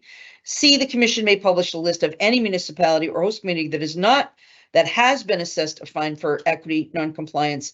And D, fine assessments pursuant to this section shall take effect no sooner than May 1st, 2025. Now, one of the things I wanted to point out, and I've raised this in other conversations, that we are still trying to figure out this enforcement. And so, you know, even though we have put out a memo, even though there was a July 1st deadline for participants, or for host communities to incorporate social equity into their host community granting rubric, we don't have the ability. Department of Revenue is not yet set up. So I don't know if at this point in time, I'd mentioned it before, that we might want to, you know, reiterate, state, put it in the record that any interested person isn't going to walk down to, you know, Lennox and say, you're not meeting the social equity requirement. It's July 1st. I want your money to be taken away. So I sort of throw that out there right now. I've raised it before. Again, it's why we have deadlines, and we were behind the 8 ball. We were very late in getting that memo out to the municipalities before the July 1st statutorily imposed deadline. So I just want to, I don't know what I'm asking right now, but I want us to have some understanding and consensus that in terms of enforcement, even though there's a July 1st deadline regarding social equity, that in terms of enforcement, it's going to take a while for that system to be put in place. And, you know, I'd ask for, you know, any comments from my fellow commissioners, because, you know, I've heard people say, well, they knew about this deadline back on July 1st, but they were waiting, I mean, back on, you know, August of 2022. But the fact is they've been waiting for us, and we didn't get it done, I think, with enough time to allow this whole process to be set up with DOR and how those penalties are going to, and again, if you think I'm all wet, I'd love to hear your comments back, but I worry that any interested person filing a complaint on July 1st, when we haven't, and Department of Revenue hasn't fully vetted the sort of carrots and sticks and how we're going to enforce this, I'm worried about that. So I'd love, you know, feedback from other people. I want to make a couple comments. Thank you, Madam Chairwoman. I want to make sure that it is really clear to anybody who's watching that, as you mentioned, the Department of Revenue plays a major role here in enforcement. So we, you know, even though in our regs right now, what we just read is talking about fine assessments being taken place after May 1st, 2025, that doesn't preclude or stop or prevent the Department of Revenue from actually enforcing today if they really wanted to. So I don't want any municipalities that are watching or may watch in the future this meeting to believe that because the CCC has our 2025 deadline in place or proposed and to be in place by these draft regulations, that they in fact cannot be penalized for not having the requirements that were necessitated under law on July 1st. So that's what I wanted to say. Also, to just add another thing, the memo that we developed, and Madam Chair, I know you put a lot of work into this memo, and I hope that it is utilized because there's a lot of helpful information there. It's a guidance, it's to assist. But that was not a requirement by the commission under law. That was something that we felt was important to do in assisting municipalities and host communities. So I just wanted to say those couple words. And I think we did it, and again, just for the public, we did it because there are two deadlines that probably should have been in sync. One is November 9th for us getting these regulations. One was July 1st, putting a responsibility onto municipalities. Yet again, devil's in the details. What is that process under which communities can be penalized? You are responsible for it, you know, and maybe it's going to take some time to hold people accountable. You're on the hook. You're a community. You're on the hook. You have to do it. It's why we did the memo with a, you know, to give communities an opportunity to say, this is what we have to be beginning to incorporate. And, you know, and that is left somewhat open-ended about what is and is not compliant. We are creating the framework for what is absolutely you must do and is absolutely compliant. So anyway, I just wanted to raise that. Any other commissioners here want to raise any questions about that? Okay, moving on. Section 4, equity standards for host communities during HCA negotiations with social equity businesses and licensed applicants. A host community shall prioritize negotiations of HCAs with equity parties. The equity party in a negotiation of an HCA for an application for licensure is a license. Wait a minute. An application for licensure. Wait a minute. I got to start this over. The equity party in a negotiation of an HCA for an application for licensure is a licensed applicant that has been designated as a social equity program participant, an economic priority applicant, or both. The equity party in a negotiation of an HCA for an application for renewal of licensure is a social equity business. I want, again, this is sort of the delineation, between at what stage and where you are. So I would ask, are we good on this, Attorney Lopez? Good, I was going to ask you. So I think we would want to consider now a third sentence that says the equity party may also be an individual or entity that has been pre-verified pursuant to, and then relate back to that section, and then add to the title of section 4 similar language. But we can work the language out. But if I'm understanding your policy intent to be including that group in the HCA negotiation process, then we would add that. Thank you. Anybody else? Any questions or comments? Hearing none, I'm going to move forward. B, a host community may waive or reduce fees for an equity party to an HCA negotiation, including but not limited to community impact fees, zoning, and occupancy fees. We good with that? We like that? Good.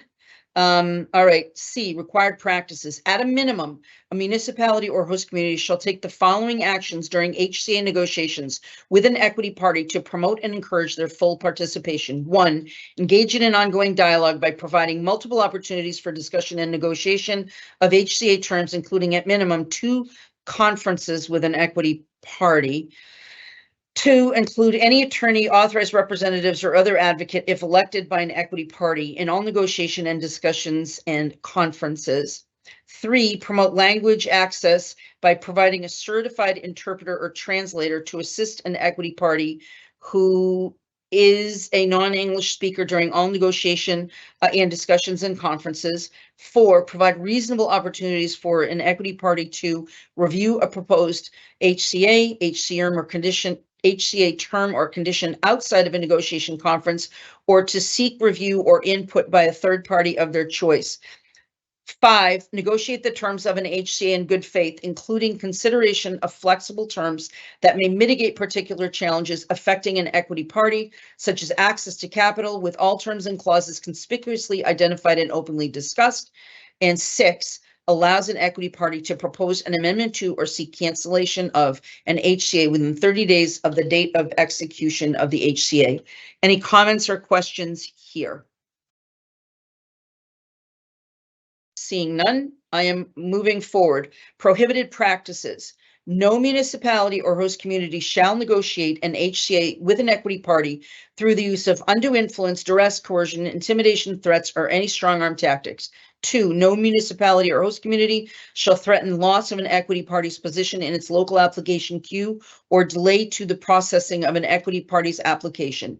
3, no municipality or host community shall compel an equity party to sign an HCA in any manner that conflicts with the practices required in 935 CMR 500.141, subsection 4. Any questions here? Commissioner Roy, I see your hand. Oh, you're muted. You're muted. Sorry, I don't have a question on this section, Madam Chair, but I think a few of us are requesting a bio break. I was about to get to that, so can we get through this last? I was absolutely going to do that because it's a natural break. Attorney Lopez. Just one note for D3.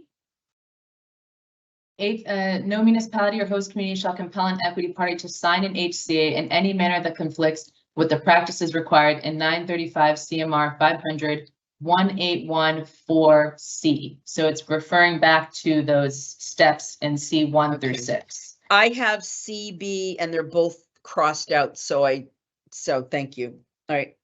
And again, some of this stuff is kind of hard to read. Okay, moving towards that bio break, if we can get through this last section, then we can do that. 5, equity standards for positively impacting communities that were disproportionately harmed by marijuana prohibition and enforcement.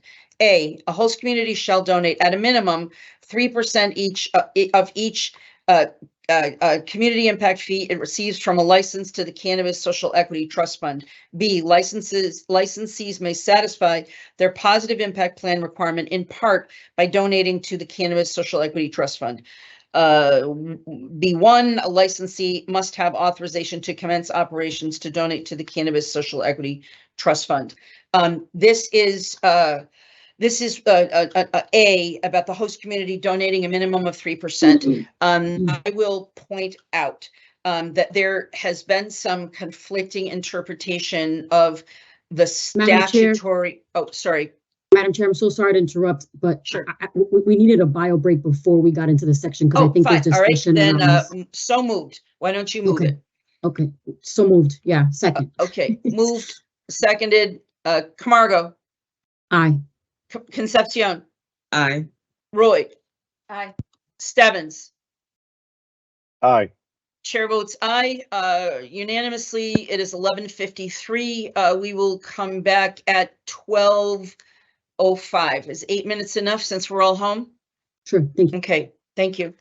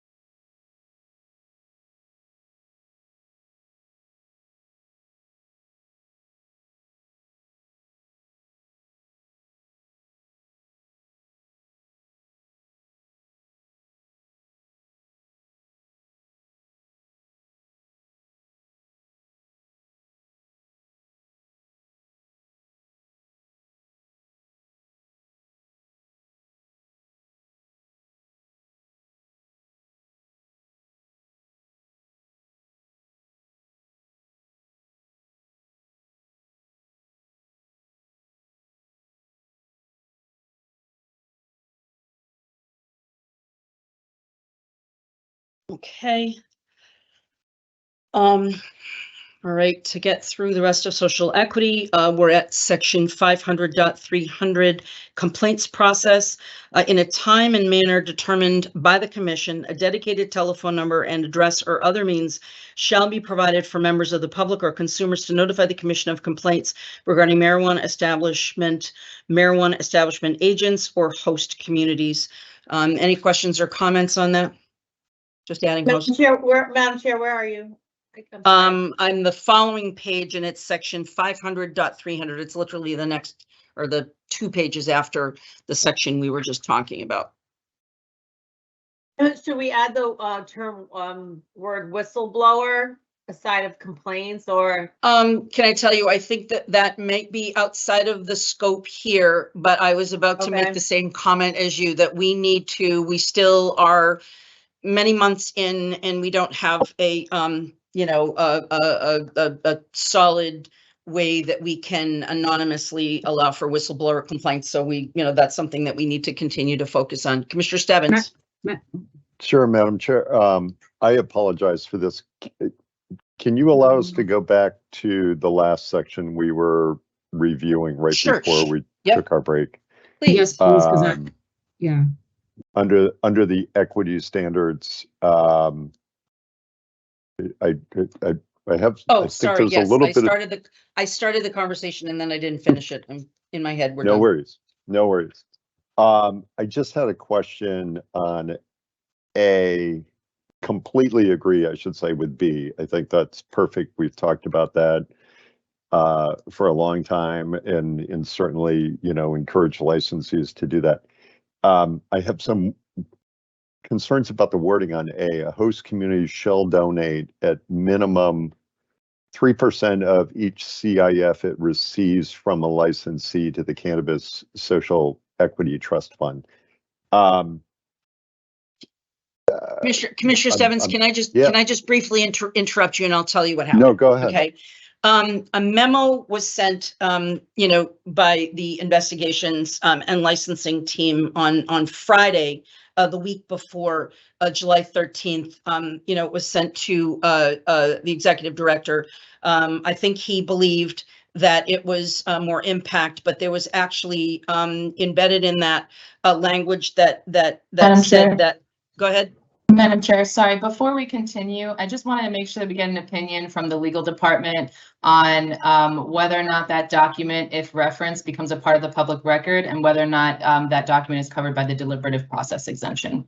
Which document? The email that you sent The regarding impact, you referenced an impact memo from the enforcement department. So I would ask the legal department to provide an opinion first on whether or not there are legal implications of doing that, so that can be taken into consideration. can I tell you, as chair, I'm willing to allow that to become part of the public record. Can I do that? Wait a minute, let's allow our right. legal Okay. counsel just to opine. Sure. I just want to make sure we're. Sure. If I may, Madam Chair. Please. Yes, and thank you, Councilor Lopez. So documents that are relied on by the commissioners should be included in the public meeting materials. And so it would be my thought that if there are privileged or confidential, deliberative, or unfinished work that is being contemplated by staff, it may be best not to reference at this time, as the work may be ongoing and or incomplete. So that would be my suggestion, but ultimately defer to the commissioners. Okay, so if I can just, so Commissioner Stebbins, we sort of very close to the July 13th meeting. We received a memo that indicated that our working group may had missed statutory language requiring local communities to have positive impact themselves.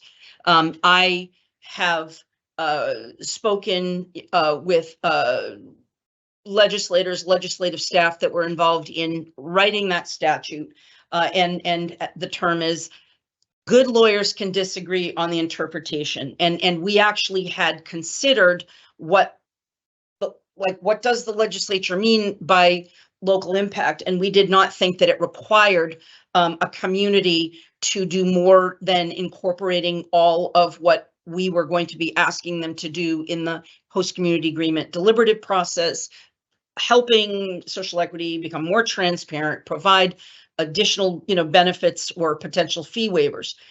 Now, I have since had a conversation with, again, the legislator, with a staff who drafted it. They agree with me that this kind of a fee was not what the legislature intended. However, as we spoke yesterday, one legislator cannot just say this is what legislative intent is. So I will tell you, from my perspective, I don't agree with this. It was good work done by Rebecca Lopez and others on her team to provide us with language that seemed to incorporate that other interpretation, that there needs to be something separate that communities must do and invest and support, the local impact for social equity. So what I would hope we could do in the ensuing, period where we're taking feedback, that we leave this language in, and that we take an opportunity to get a greater understanding of what the legislature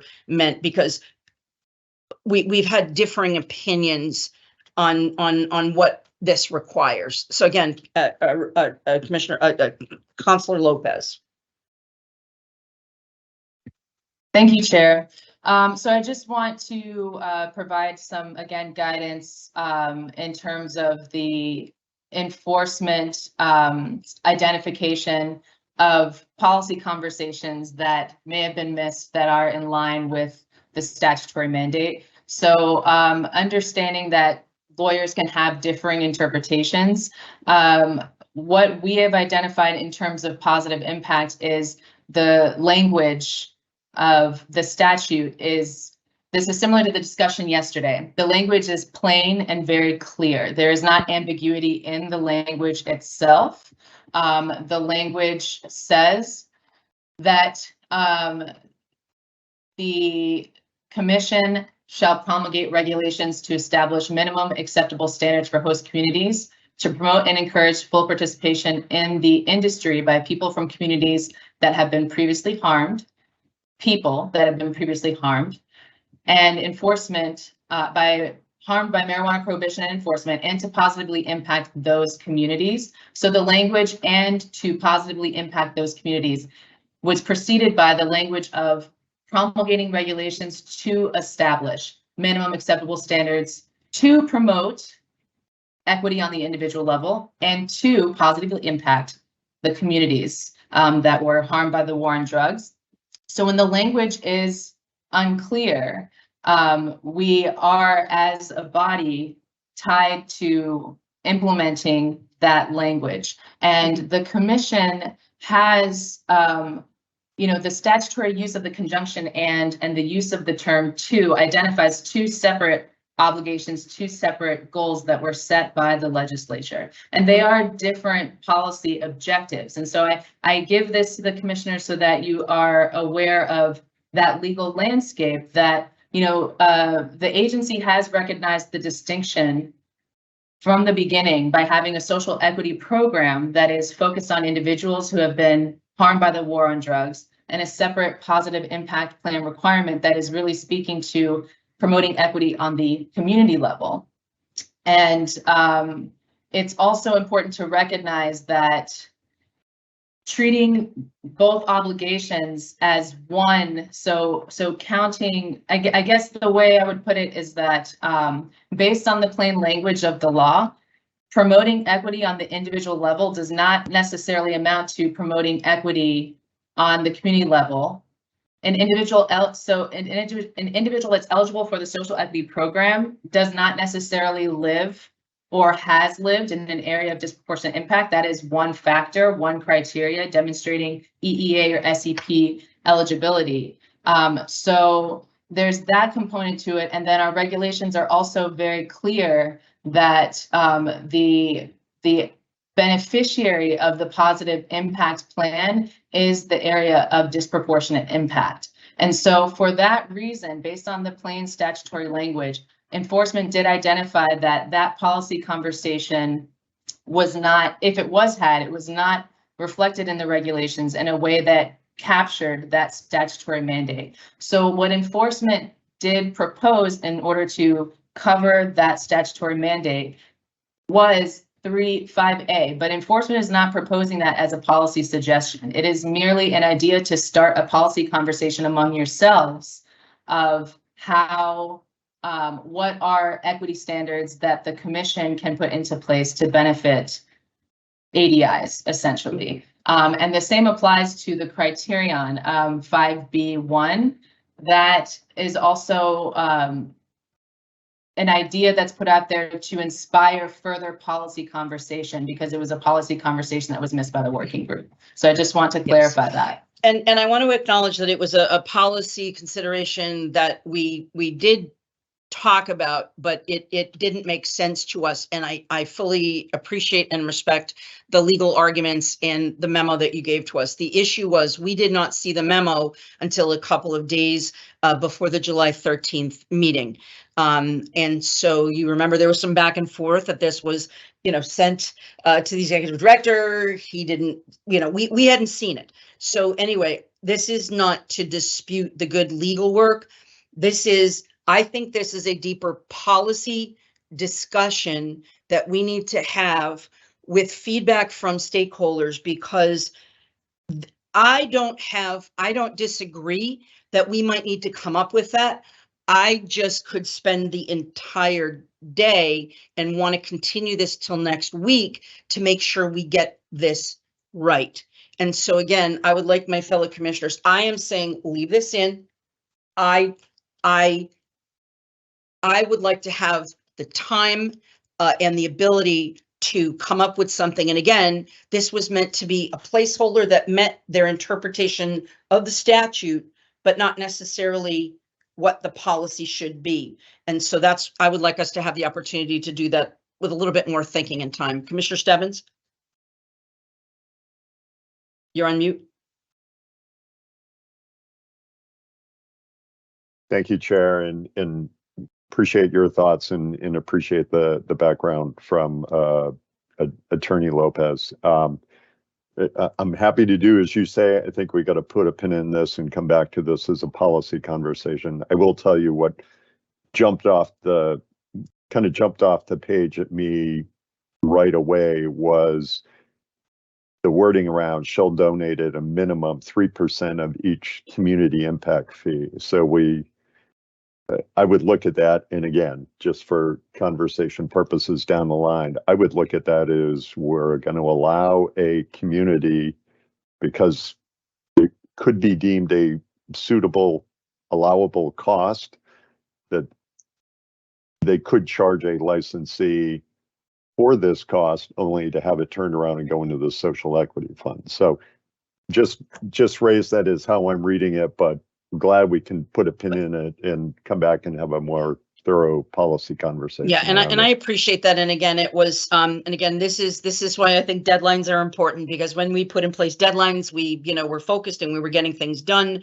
And even with those deadlines, we have to extend those deadlines. So again, it's not that I am challenging the legal work done here, and it's not that I'm not appreciative of this placeholder resolution, but I just think that it's a deeper conversation that we need to get our arms around, and we could spend the whole day doing this. And I would like to be getting feedback to understand how we might be able to do this, and maybe getting an understanding of legislative intent, if that is possible. And it might not be possible to get that. So, Commissioner Roy. Thank you, Madam Chair. I agree. Let's put a pin in this. And I'm not sure how we get from point A to B, establishing equity standards to positively impact communities that were disproportionately harmed by marijuana prohibition by donating to the social equity fund. Does that guarantee it's satisfying what we're trying to do here, which is to positively impact DIAs? And I can't answer that. I can't answer that. I can't answer that question. I can't answer that question. It's an idea. It's a good idea, but go ahead, Attorney Lopez. Sure. So again, this is to start the conversation.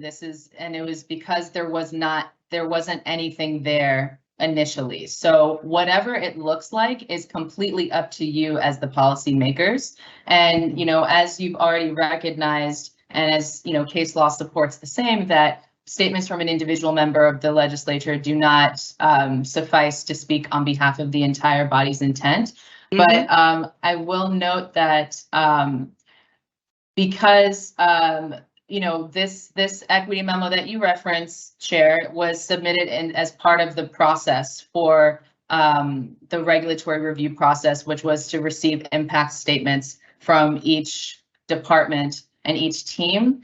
And it was this was discovered, at very close in time to when the draft regulations were going to be considered on the 13th. So if the commission is going to refrain from further policy conversation today on subsection 5A and 5B1 and just proceed to adopt 5A, then I would suggest and note that 5A should still undergo much more in-depth legal analysis and review.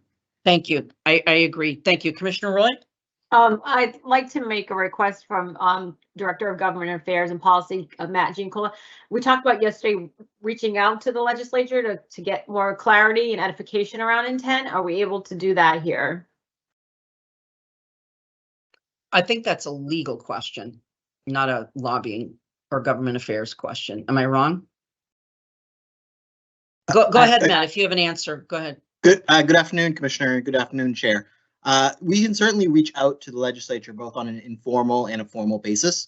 There are processes by which the commission can reach out to the legislature through our formal outreach policy, but also happy to put together conversations with specific members if that would be helpful to commissioners to seek that feedback and comment from those individuals. Thanks, Matt. Commissioner Concepcion. I'll respond to just the comment that Commissioner Roy raised and Matt's suggestion. So when this became law, it was passed by the legislature.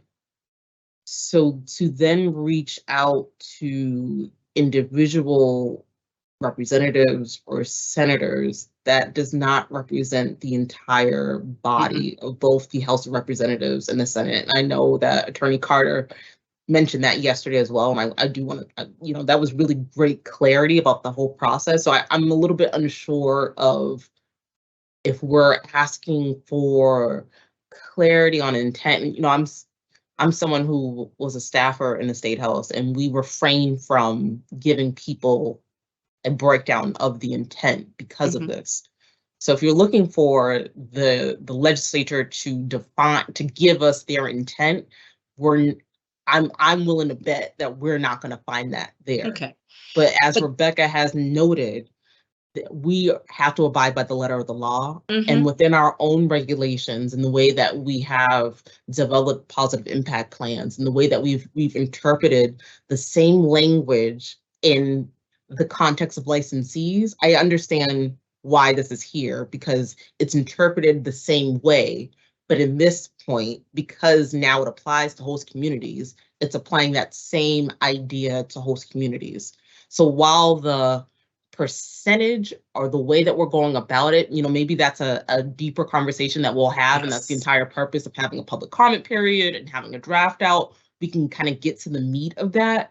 But I understand sort of the rationale behind that. And there was one more thought that I wanted to get out, and gosh, I think there were so many thoughts going on. I'll let someone else go. Hang on to it. I'm going to ask Attorney Lopez to make a comment, and then we'll come right back to you if you have retrieved it. Okay. So thank you very much, Madam Chair. I just want to, again, because the legislative intent kind of conversation continues to come up, I do want to provide a statement from case law that is guiding my legal advice in this scenario, which is that statements of individual legislatures as to their motives concerning legislation are an inappropriate source from which to determine the intent of legislation. Thanks. And that is from Thanks. Boston Water and Sewer Commission versus Metropolitan District Commission, which is a 1990 case. I just want us to be very No, no. clear on the record about that. I appreciate that. Thank you. And Attorney Carter had raised that yesterday. So he clarified that, and thanks for sharing the actual case law. Commissioner Concepcion has. I remember what I was saying, because there were so many thoughts that I came through my head at one time during this conversation.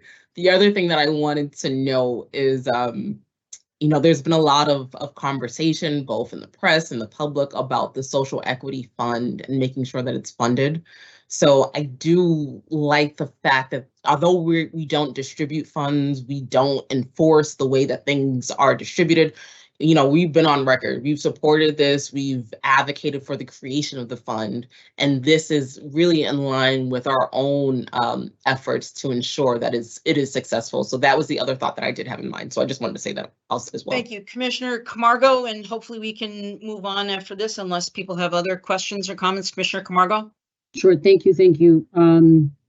Thank you to the attorneys for just giving us the obviously the background, the case study, and everything else. So a few things. One is, I don't know what memo you guys are talking about, so that's just one thing. Excuse me, I think that was sent directly to you by did that come from Yao Jivi or well, from Rebecca Lopez? Either way, let me just finish. It doesn't. I'm just saying, just in terms of process, because we're all having this conversation. So, either way, you two have access to something that we don't have access to. So we just got to figure out, internally, what does that look like, and is there any information there that will help us sort of look at this, so it doesn't matter where it came from right now. The other thing is, and Commissioner Stebbins, thank you for bringing us back to this section and sort of bringing us back to the point. Like what's the beef, right? Is it the 3%? Is it we want to have the conversation just around the percentage, or is it the policy idea? Because the policy idea of having, communities, a host community shall donate, right? We could talk about the percentage. Maybe it's a little more, maybe it's a little less.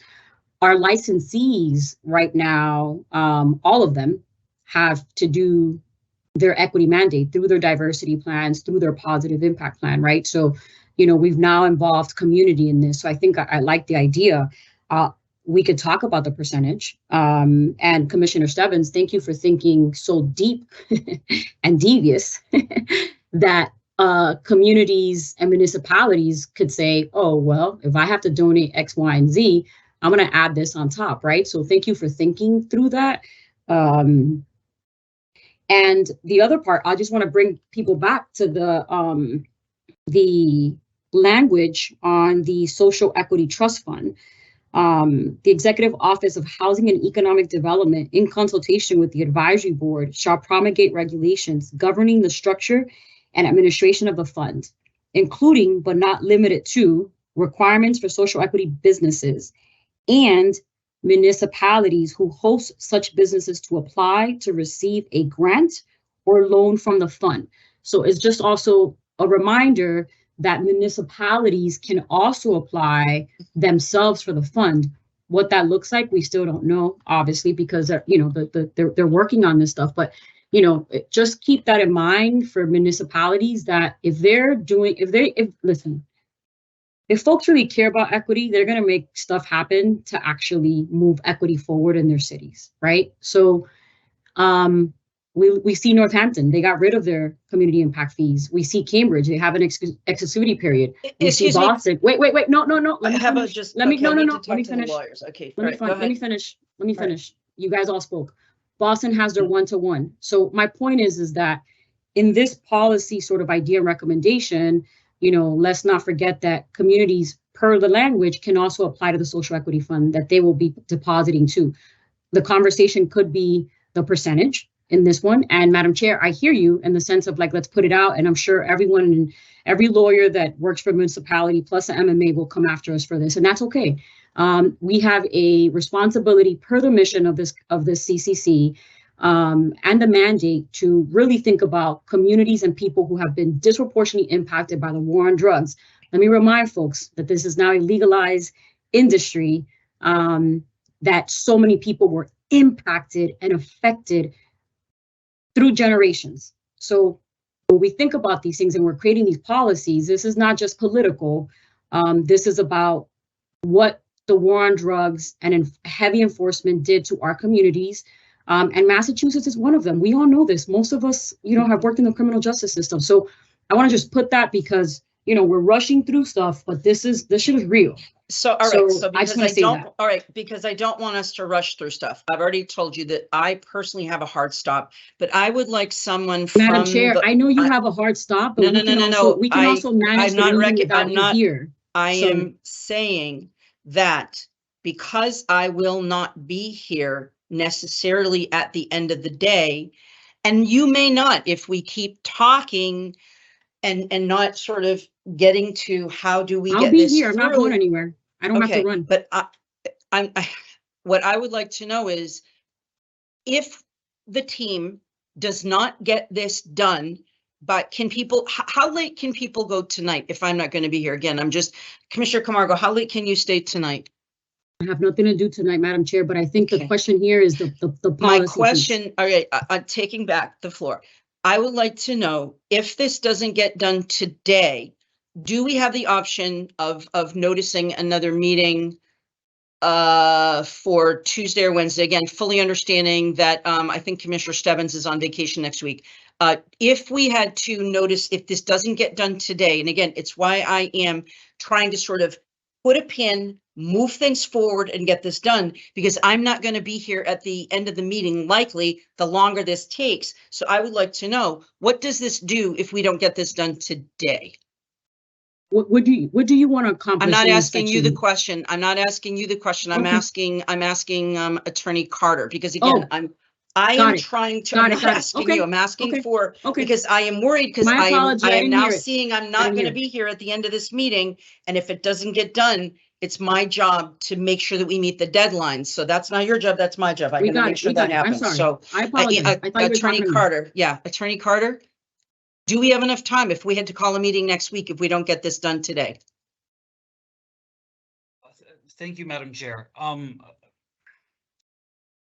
What I would say is this, we are up against a very tight filing deadline, and there are certain requirements that must be met as it relates to proper notice, as it relates to notice both for the public, but then also there's a requirement notice for the MMA and then also the Department of Economic Development. And there's also a filing component in the Secretary's registry, which is only they only publish at certain intervals. So I don't have the dates off the top of my head. I can go back and look. And then the last thing I'll say is, it is August and there may be staff absences, which is also a challenge. So it would really be my recommendation to accomplish or get as far as we can today. But ultimately, I defer to the board as it relates to the amount of time that they need.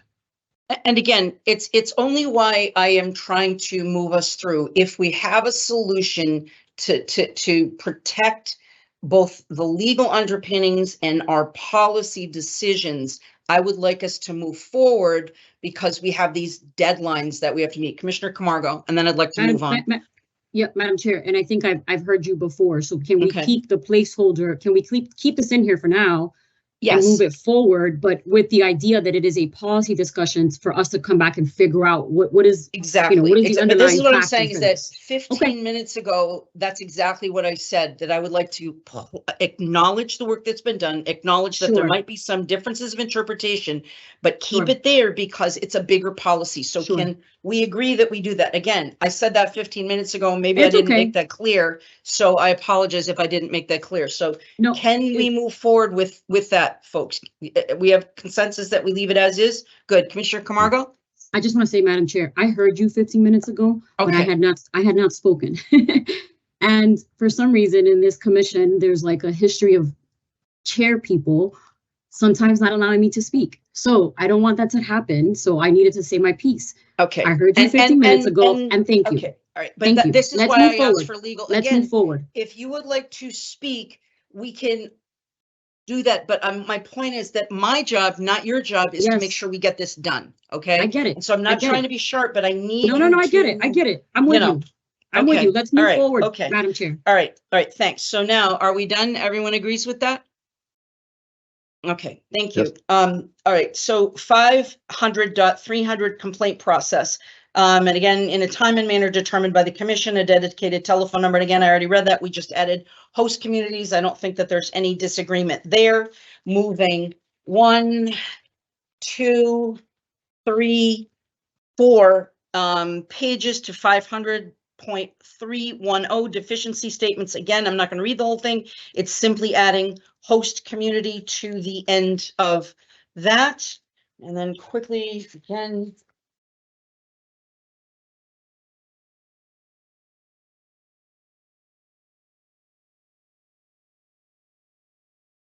Are we done? Just Attorney Carter. Let's see. All right, so we're now on 360, Madam Chair. Yep, I got that. So 360, 500.360 fines and sanctions. Again, the commission or a commission delegee may issue an order to a licensee or a host community to show cause as to why a fine or the financial penalty. Again, adding or host community. Again, section 1, notice of fines or sanctions. Again, adding in host community. Again, these are mostly just ministerial and just making sure that we don't. And again, on the next page, under subsection A, just adding HCA, again, in section E, adding host community again. None of this is anything substantive. None of this is anything sort of policy driven. So I hope that we can move past that. And then moving to 935, section 3. Again, looking through here, aggravating circumstances, registrant or host community, adding enforcement again. Everything on that page, up to section under everything up to that page, up to mitigating circumstances, section B. Again, it's just adding in words and descriptors that include all that should be included there. Are there any questions or comments on that section 3A? Hearing and seeing none. Moving on to mitigating circumstances. Again, just adding host community. Under number 8, the only one that appears to be anything substantive is 8 other particular mitigation circumstances presented by the licensee, registrant, or host community. And I just ask, is the term mitigation circumstances or mitigating circumstances? Again, it's a small distinction, but I would leave that to our attorneys to determine what the right word is. Any comments, questions, or you want to just take that under advisement? Madam Chair, if I may. Please. Yes, I take your point. It appears to be mitigating, but I will deal with that one offline if Okay. there's consensus of the body. Thank you. Everyone? Okay, sounds good. All right, and then moving on to section 5. Failure to timely pay the fine or financial penalty may result in further action being taken by the commission or a commission delegee, including but not limited to suspension or revocation of a license or registration, or loss of a host community's good compliance standing with the commission as declared and publicized pursuant to the procedures set forth in 935 CMR 500.180 subsection 3D. Everyone on board with that language? It's a penalty. And seeing none, I'll move to section 7. Again, that's just adding language rather than disciplinary, adding enforcement. And again, adding the term host communities. And Andrew, if you can just direct me, I'm in all of my stickers. Madam Chair, as it relates to the next section, I believe it is 802. Mm-hmm.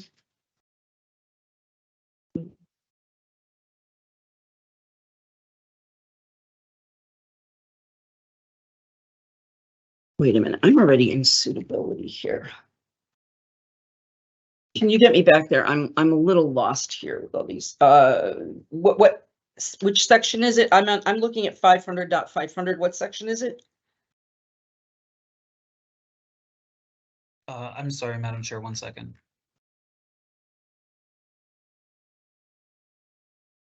Madam Chair, I think you're in 500.370. On top it says host communities, and it's page 269 of, if you're Yeah. looking at it online. Yep. Yeah. Order to show. 370, 500, 370. Mhm. And that's where, okay, so Before that. I say that what? Before that, I thought I just Mhm. walked through that. Yes, you did. Yeah. You did. Okay. That's where you're at now. And I have, all right, so I've, so section 5, and I just read loss of a host community. I asked that and everyone was okay with that, right? And then I added in section 7, again, just adding the word enforcement and host communities. So everyone's in agreement on that. Mhm. Okay, so then where do I go next? Because Madam Chair, think- if I may. please. I believe the next section is suitability under 802. Okay, all right, so we're getting to that. All right, so before we get to suitability, because this may be a longer conversation and discussion, I want to make sure that I put this out in the meeting. And so I am taking our agenda out of order, and I will be referencing new business not anticipated at time of posting. And so I wanted to have this again because we have open meeting rules, and we have to be careful when we are setting policy or making some significant decisions. I would like to let folks know that I intend on having a meeting either next week or the following week. Again, understanding that I think Commissioner Stebbins is out of town next week. Before the May, the second May meeting of the commission, the executive director said to me, today I am going to announce that I am leaving at the end of the year and that I intend to take my family leave, having just had a new baby, in September. I'd like to take my 10 weeks starting in September, and I will leave after the regulatory process is done. I asked him not to announce that on that day. It was a little bit out of the blue. I wasn't sure. I said, I would ask that you wait. We're in the process of hiring a new chief people officer. We're hiring a new general counsel. We are depleted in terms of some of our top management and staff to help us not only get through regulatory writing, but to exercise the important responsibilities that we have. I beg your pardon? I'm sorry, Madam Chair. I was talking out loud. I'm so confused. Okay. Are we going to, we have How the about you? suitable, yeah. How about I'm so sorry. I've taken something out of order. This is new business not anticipated at time of posting because I am sensitive to the need for people to get this work done. And again, my apologies. This was something that was planned for me back in June before our deadlines were moved because we hadn't gotten the work done. So anyway, I had a conversation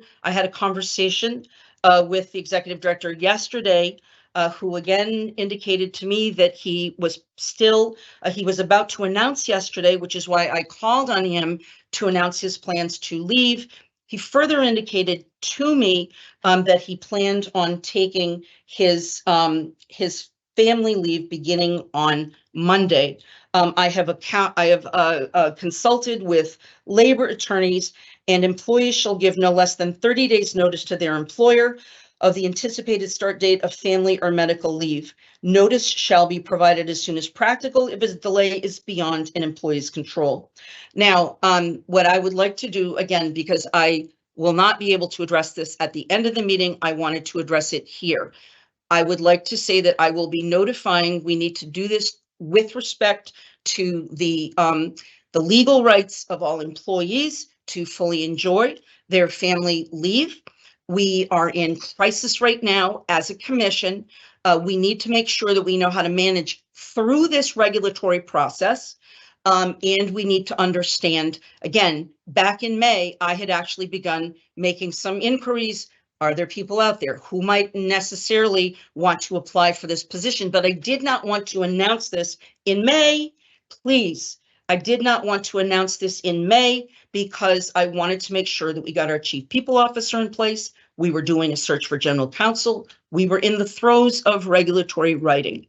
So to that extent, I just want to notify my fellow commissioners. I will be sensitive to, I want to protect the rights of all employees at the commission, but I want to have a conversation with my fellow commissioners to discuss this, to discuss the leave, and to do that in a way where we have time to prepare, where we properly notify, the employee about how we will have this conversation. It may require us to protect his rights to go into executive session. Again, all of that requires advance notification. So I am just, as a courtesy to you and to the staff, to let you know, I don't really want to get into the conversation because we have to get through regulatory writing. And this is, again, maybe, and I apologize, I am not trying to stifle conversation in any way, shape, or form. I'm trying to make sure that we meet our responsibilities. I am apologizing, mea culpa, that I planned leaving this afternoon over a month and a half ago, not knowing what these deadlines would do to impact that. So again, I am just new business that the chair did not anticipate at time of posting.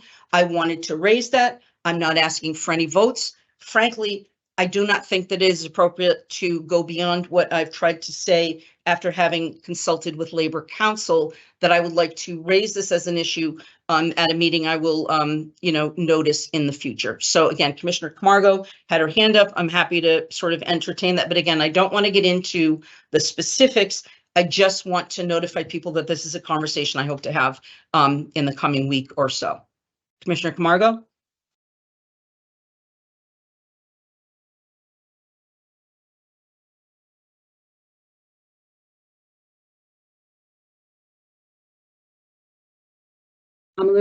I need a moment to process. That was a lot.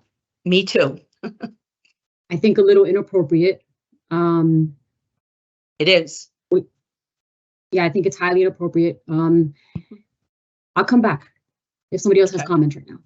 Okay. I would prefer that we put a pin in this, honestly. Thank you. And it's because we have reiterated time and time again during our last couple meetings that we're facing a really tight deadline. We're getting ready to go into a really, substantive conversation right now around suitability. That's really important. I also want to give, it is a lot to process. I want to give our executive director some space as well to digest what has happened and an opportunity here.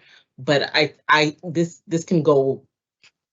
I feel like today's focus is really important to us and to the industry as a whole to complete the task at hand and focus on our regulations. So that's my suggestion. And again, and I will say it again, I don't want to get into the specifics, but when I was notified that the family leave, the intent was that the family leave begin on Monday, I felt that that could have an impact on regulations and everything else that we need to do. So that's why I don't think it's inappropriate. I think it's me responding to a statement that was made to me yesterday about beginning the 10-week paid family leave that he is entitled to, but it creates chaos for us.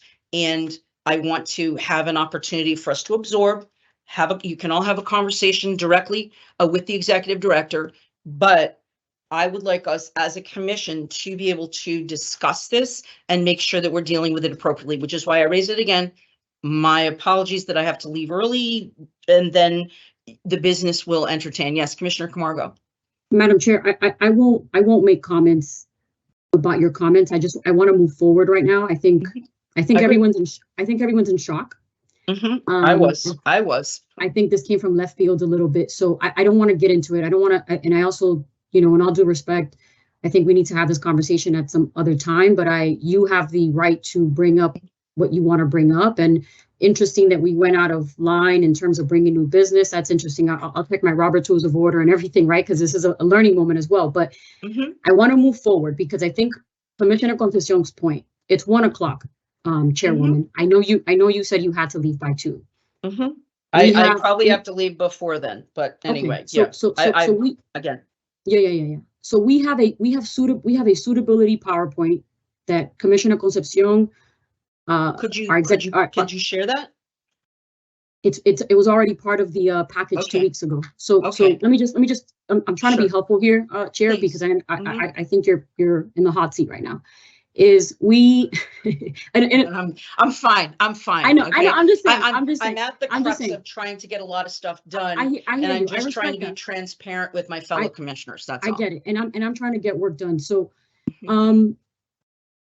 my suggestion and recommendation is that we have a suitability PowerPoint that we want to educate folks on the new suitability law. Right? It's very brief. It's very high level. Rebecca Lopez, our executive director, Sean Collins, will be joining us for that.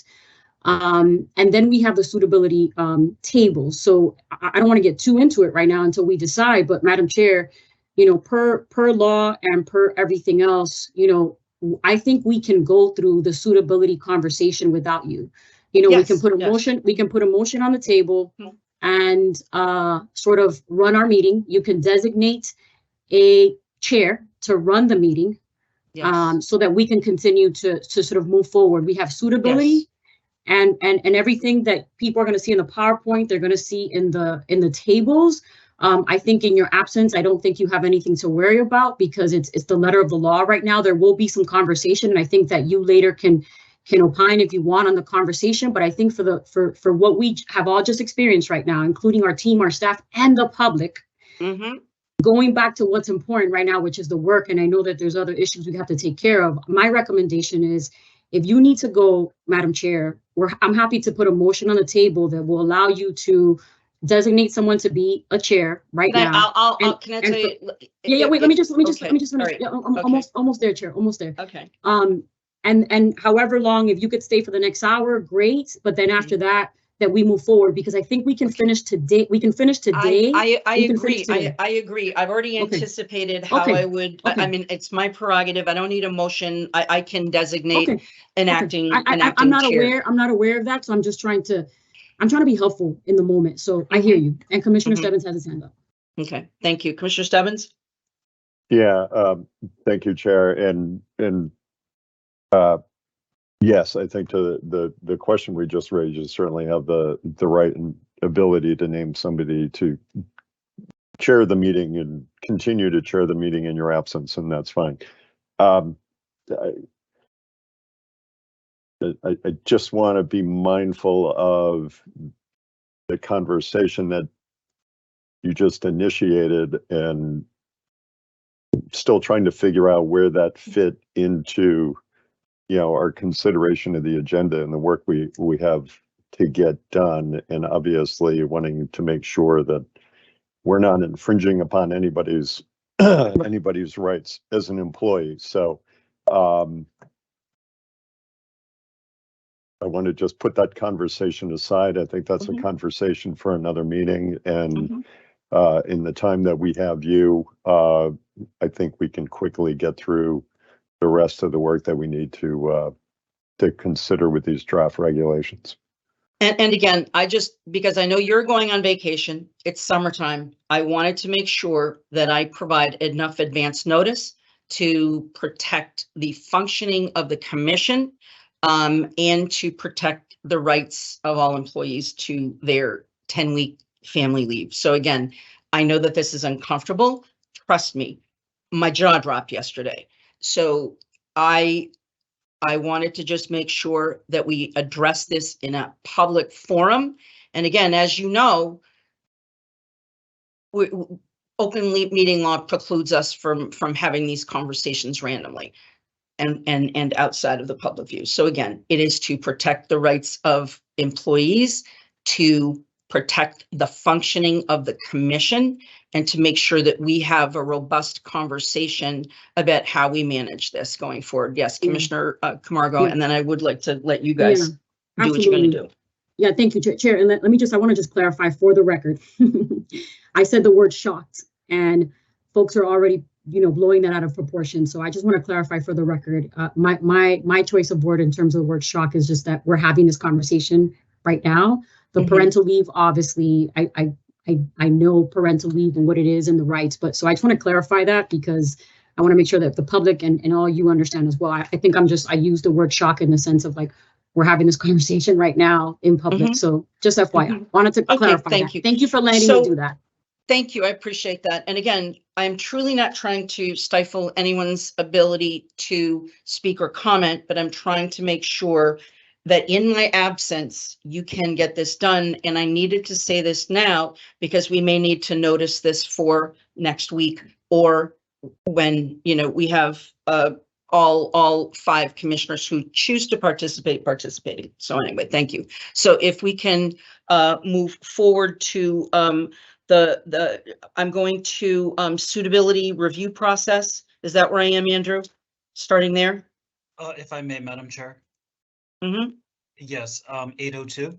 Yep. Which would be suitability standards for registration as a marijuana establishment agent.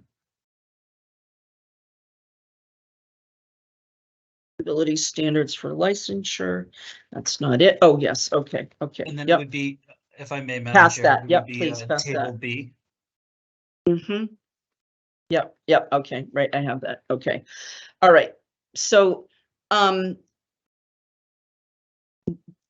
trying to think.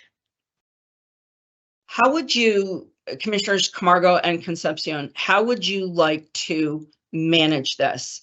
Because the chair does not need to be reading this stuff. I'm just trying to sort of lead and facilitate and move the conversation forward. Would you, Commissioner Concepcion or Commissioner Camargo, choose to do what I've been doing and read through this, or how would you like to do that? Would you like me to just continue reading and I will turn that over? What to the I would prefer, Mhm. if I may, I'm sorry, I don't mean to interject. Please, no, please, yeah. What I would prefer is that we go through the presentation and the PowerPoint fine. because Please. it describes the changes and it explains them. So this is different. This is different from our other Right. working groups, other processes. So I think that will be more helpful Could you, to everyone so then, involved. all right, so that's just saying, so I will turn that over to you and you're going to put that up there. Thank you. Perfect. Okay, so thank you to Matt because he is the PowerPoint master. So I want to thank you first and foremost. So you'll lead this. Okay, great. So I will lead this, okay. And then involved in this presentation is myself, Commissioner Camargo, our executive director, as well as Rebecca Lopez. So I wanted to start off before we even jump into the first official slide by really framing the overall goals of the presentation and conversation. As I mentioned, it's unique. Today's conversation is unique. It's very different from any of our previous regulatory conversations, and it represents a significant change to our regulations.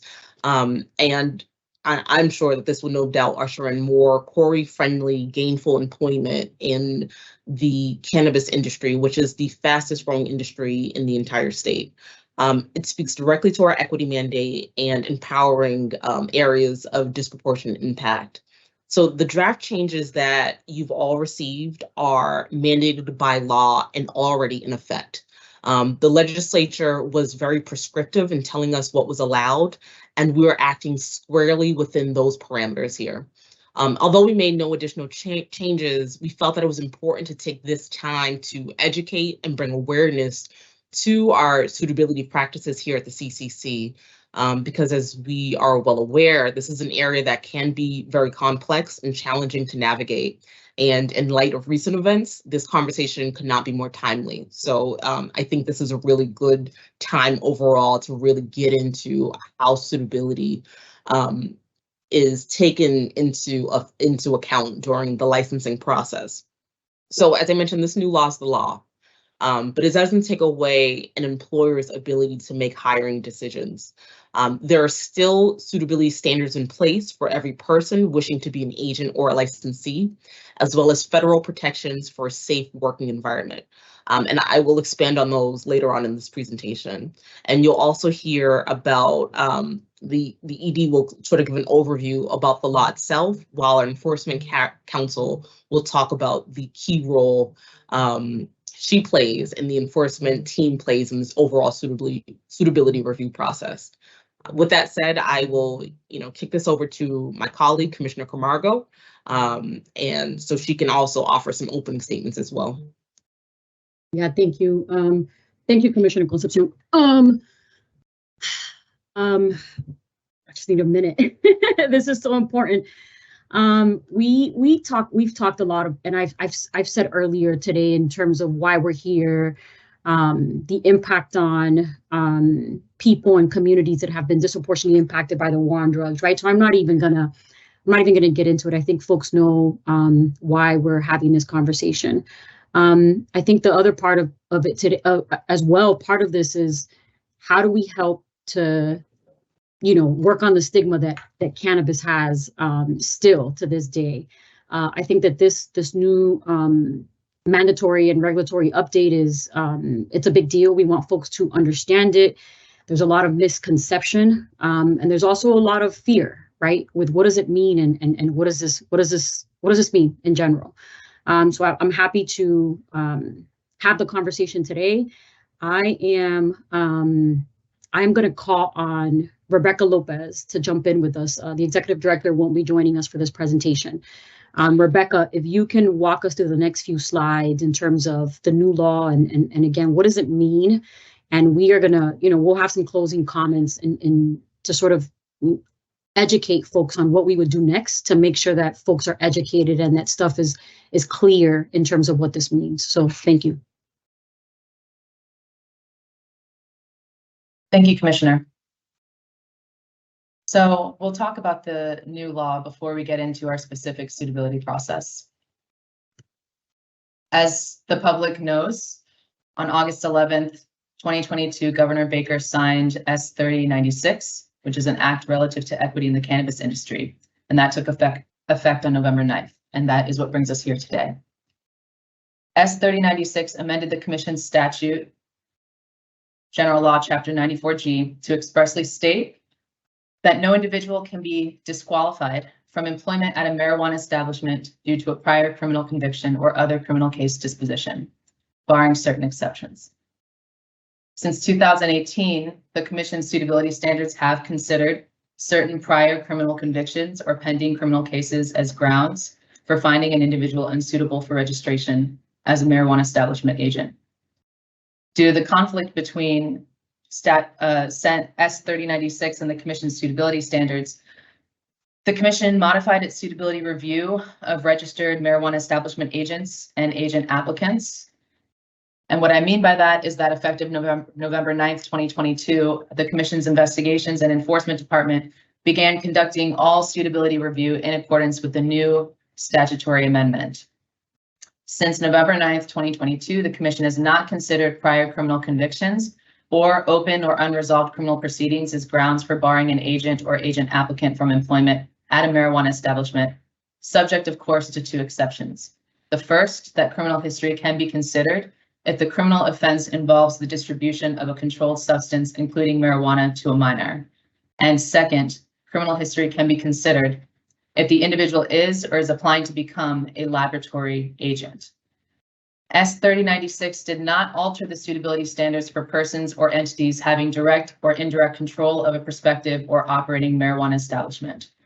Pursuant to General Laws, Chapter 94G, Section 5B4, 935 CMR 500 801 Table A, and 935 CMR 501 801 Table A, the Commission still considers certain prior criminal history and pending or unresolved criminal proceedings when assessing suitability of those individuals. So I wanted to provide that overview on the new law and how the agency has responded to it so far, and how this is representing yet another stage in the agency's response to the new law in terms of the incorporation of those changes into the suitability standards that are in the draft regulations before you today. So next slide, please. When it comes to our general suitability process, I have the PowerPoint there for your reference, but I don't read off of PowerPoint. So I'm just going to walk through the process and give you a high level overview. Essentially, the way it starts is there is a referral from the licensing team pursuant to 935 CMR 500 and 501 804A. Once a matter is referred from the licensing team, then the Enforcement Council team conducts a suitability analysis. And that suitability analysis is done in reference to the suitability tables, which identify all of the standards for suitability that this agency applies. The suitability tables are made up of 3 columns. The first column has to do with the time period that is of issue, that is of concern, that's relevant to assessing the suitability issue. The second column speaks to precipitating issue. What is the actual suitability issue that is presented by the individual or entity? The third column speaks to the result. There are 3 suitability results that may be the outcome if a person or entity is implicated by the suitability table. Those results are that the person or entity may be mandatorily disqualified, or they may be subject to a presumptive negative suitability determination or a negative suitability determination. After that analysis is conducted, a suitability recommendation is made to our executive director. And that's done under 935 CMR 500 800 4B. Our executive director then at that point has 2 options. He may review the recommendation and dispose of the matter, or if the recommendation is to make an adverse suitability recommendation, then he may institute suitability review through the suitability review committee process. When that is done, a notice of adverse suitability recommendation is sent to the person or entity presenting a suitability issue. That notice of adverse suitability recommendation gives the recipient options. The first option that it gives to the recipient is, of course, the option to cure, which is provided for in the regulations at 935 CMR 500 800 4D. Also, 935 CMR 501 800 4D. The other option that the recipient has is to request informal proceeding before the suitability review committee. If informal proceeding is requested, then enforcement represents the agency's suitability position. Next slide, please.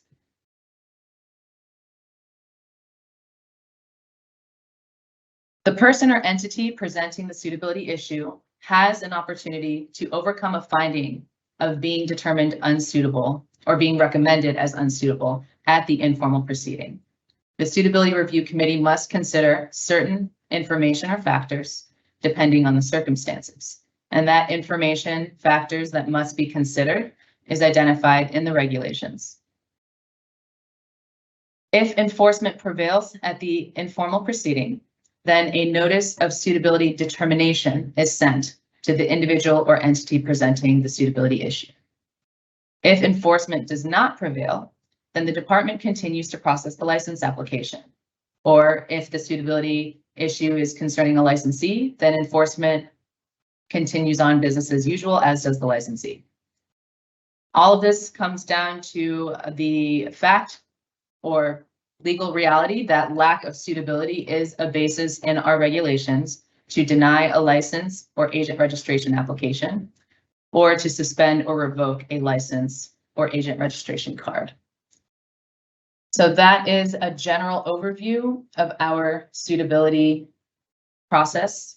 I cannot speak to the inner workings of the suitability review committee because enforcement is not on that side of there's a firewall. We love to remind people about firewalls and enforcement. So there is a firewall between enforcement and legal. So the inner workings or any questions about that, the suitability review committee process of how it receives a request for an informal proceeding and how it administers the actual informal proceeding would best be directed to legal. Thank you, Rebecca. Well, sorry, Commissioner Roy, I see your hand, but I want to make sure we conclude the presentation first, and then we'll take some questions after that, if that's okay. Okay, okay, but my question is pertaining to this portion and I understand. what Councilor Lopez, something she had said. I just need clarity. Commissioner, if you can briefly pose the question so that Attorney Lopez can answer just quickly. I understand the ebb and flow, but if you have just a quick right here. Yes, but I just want to make sure I heard it accurately, that based on statute, that the suitability, the new standards of suitability do not impact or operators or licensees. It was more for registered agent. I'm confused. Thank you for the question, Commissioner, and I'm happy to clarify. So the new statutory amendment that we've been living in for many months now, the changes that were made to the suitability standards and the impact it had on the Commission's assessment of suitability is applicable to agents, employees, who are individuals who are seeking to be employees at a marijuana establishment. So tables B, which refers to marijuana establishment retail agents, table C, which refers to marijuana establishment cultivator agents, table D, I might have flipped those around, but C and D refer to cultivator and product manufacturing agents. It does not, however, change the process for assessing eligibility and suitability of an owner. So the individuals who are subject to table A, persons or entities having direct or indirect control, owners, licensees, their table A remains intact. So we will continue to apply the same suitability standard to that group. Does that answer your question, Commissioner? It does. Thank you so much for that explanation. Thank you. Thank you, Commissioner Roy. Next slide, please. Okay, so I'll briefly let folks look at this slide. It's really just an agent demographic so that folks can take a look at what does our percentage look like in the industry. And again, these are public information. They were part of our package before, but you can look at that now or a little later. Next slide. And again, I think we might have, or we didn't see this at our last meeting, but this is an agent application as of July 13th. And again, it gives us sort of a demographic breakdown of approved and pending marijuana establishment agents. Again, good data to have in terms of the race, ethnicity. I see you, Commissioner Roy, within the industry. So again, out there for public information. Commissioner Roy, I see you looking. Yeah, no, I answered. Never mind. I answered my own question. Okay. I'm good. Thank you. Okay. Good. And a reminder, these are in our board package from 2 weeks ago. So again, just information. Next slide. Thank you. Thank you, Commissioner Camargo. So in this slide, we wanted to make sure that we talked about this from a public safety perspective, in addition to the equity benefits of the changes. First, a well-regulated cannabis industry reduces reliance on unregulated markets. Second, under the new law, there's now access for people working to transition from the legacy market to the legal regulated industry.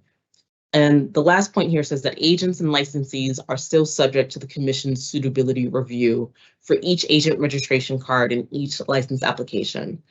So I've highlighted these 3 bullet points because all 3 are reasons that were cited by my predecessor in the public safety seat during and throughout the creation of our delivery license types. I also wanted to offer some additional information because there remain several safeguards in place at both the state, federal, and here at the Commission level.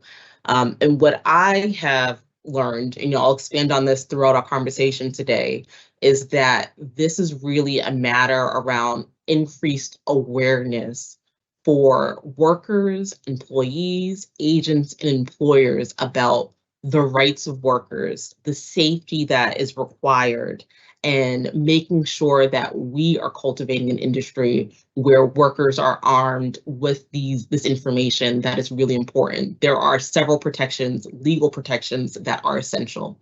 So I'm not an employment lawyer, But I've done enough to understand like the general rules of employment law, and also just to make sure that we're capturing the meat and potatoes for our existing and future agents as well as employers. So as a general rule, an employer has an affirmative duty to protect its employees, customers, and anyone else that comes in contact with a business from risk of harm of which the employer knows or should know. If an employer hires or retains an individual despite knowledge of prior improper behavior, and the employer then harms someone, they face liability for punitive damages for consciously disregarding the rights and safety of other employees. Now, that's a general rule. In the Commonwealth, employers may refuse to hire you based on your criminal record if there is some relationship between your criminal record and the work to be performed. However, employers cannot refuse to hire you based on your criminal record without first notifying you, giving you a copy of your query or criminal history information, and providing information to you about how to correct an inaccurate criminal record. So our Attorney General's office here in the Commonwealth of Massachusetts states that employers that automatically reject all applicants with criminal records may be violating state and federal civil rights laws, because using criminal records in this way can have a disproportionate effect on protected groups, including racial minority groups. To avoid potential liability for civil rights violations, employers should conduct an individualized assessment before determining that a particular criminal record disqualifies an applicant for a particular job. Now I'll pivot to the federal level, and I will be really concise and make sure that I have notes here, and I want to make sure that anyone joining us, my fellow commissioners, understands all these protections. Under OSHA's General Duty Clause, employers are required to provide their employees with a place of employment that is, quote, free from recognizable hazards that are causing or likely to cause death or serious harm to employees, end quote. And the courts have interpreted this general duty clause as imposing on employers a legal obligation to provide a workplace free from conditions that cause or are likely to cause death or serious physical harm to employees. From a different federal body, according to the U.S. Equal Employment Opportunity Commission, employers cannot institute a blanket rule against anyone with a criminal record. However, they are required to make an individualized assessment of an employee's fit for the specific job at issue in light of the criminal history. Now, that's similar to us here in the Commonwealth. Further, from the U.S. Equal Employment Opportunity Commission, taking into consideration factors such as the facts or circumstances surrounding the offense or conduct, rehabilitation efforts, and the essential functions of the job. These are all factors that can be considered by employers in what the federal government allows. Finally, here at the CCC, we have several regulations that remain and will continue to remain in place to conserve public safety and to facilitate agent engagement.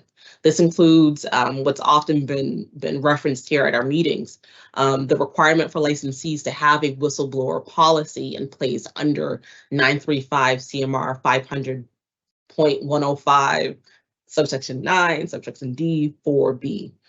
Also, our suitability committee has the authority to make a negative suitability determination if a licensee's prior actions posed or would likely pose a risk to the public health, safety, or welfare. And that's under CMR 500.800 and CMR 501.800.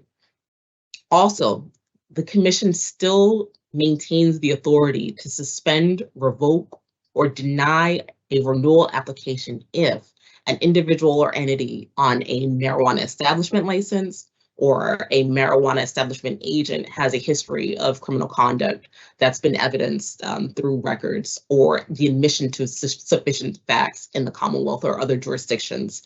And that can be found within our regulations at 500.450 subsection 12 and 935 CMR 501.450 section 12. We can go to the next slide.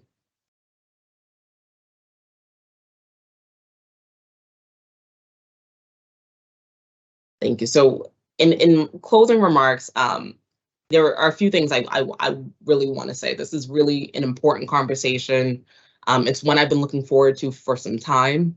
I want to take a moment to reaffirm my gratitude to Senator Brownsberger, to the Senate, to the House for unanimously passing this law. I have been and continue to be an outspoken advocate for these changes. And this is evident by both my past comments that I've made here before you during our public meetings, as well as my formal written advocacy to the legislature when this language was being proposed and considered in the larger equity bill. It was not something that was done on a whim. There are several research papers that are readily available to the public that support these changes, including our very own here at the CCC. In fact, I have a quote that I wanted to, to say on the record here that was a part of our DIA conversation. The UMass Donahue Institute and our research team included in their research that there are strong correlations between poverty and involvement in drug selling and/or drug use. And after incarceration, many individuals face steep challenges to gaining legal employment, which can set up cycles of poverty that last generations. And I've said on multiple occasions that that impact is not just on the individual. It's the individual, it's the family, it's the community. And in essence, it is why we have complete areas that have been disproportionately impacted. It's important to remove unnecessary suitability requirement barriers and allow people with criminal records to work for three key reasons. And this is something that I know some of my fellow commissioners do well. There are 3 out of the 5 of us have worked in public safety and law enforcement, including the 2 who are doing this presentation before you. The 3 are reducing recidivism, moving the legacy market to the legal market, and benefiting the employers. So first, under reducing recidivism, employment has been proven to be one of the most effective tools for successful reintegration and reducing recidivism rates. By providing individuals with the opportunity to secure stable employment, we empower them to become productive members of society, which significantly lowers the chances of them returning to a life of crime. Second, moving the legacy market to the legal market. Employment acts as a deterrent to criminal behavior. By encouraging individuals with criminal records to find employment in the cannabis industry, we then provide them with an alternative and lawful means to provide for themselves and reduce the likelihood of them resorting to and engaging in the legacy or illicit market to meet their basic needs. Finally, benefits for employers. Expanding employment opportunities in cannabis for individuals with criminal records can have significant economic benefits for operators. It allows businesses to hire from a larger talent pool, and it provides access to talent that brings new ideas and expertise from the legacy market. And with that, I'll bring my own closing comments to a close, and I will ask Commissioner Camargo if she wants to also provide some closing comments as well.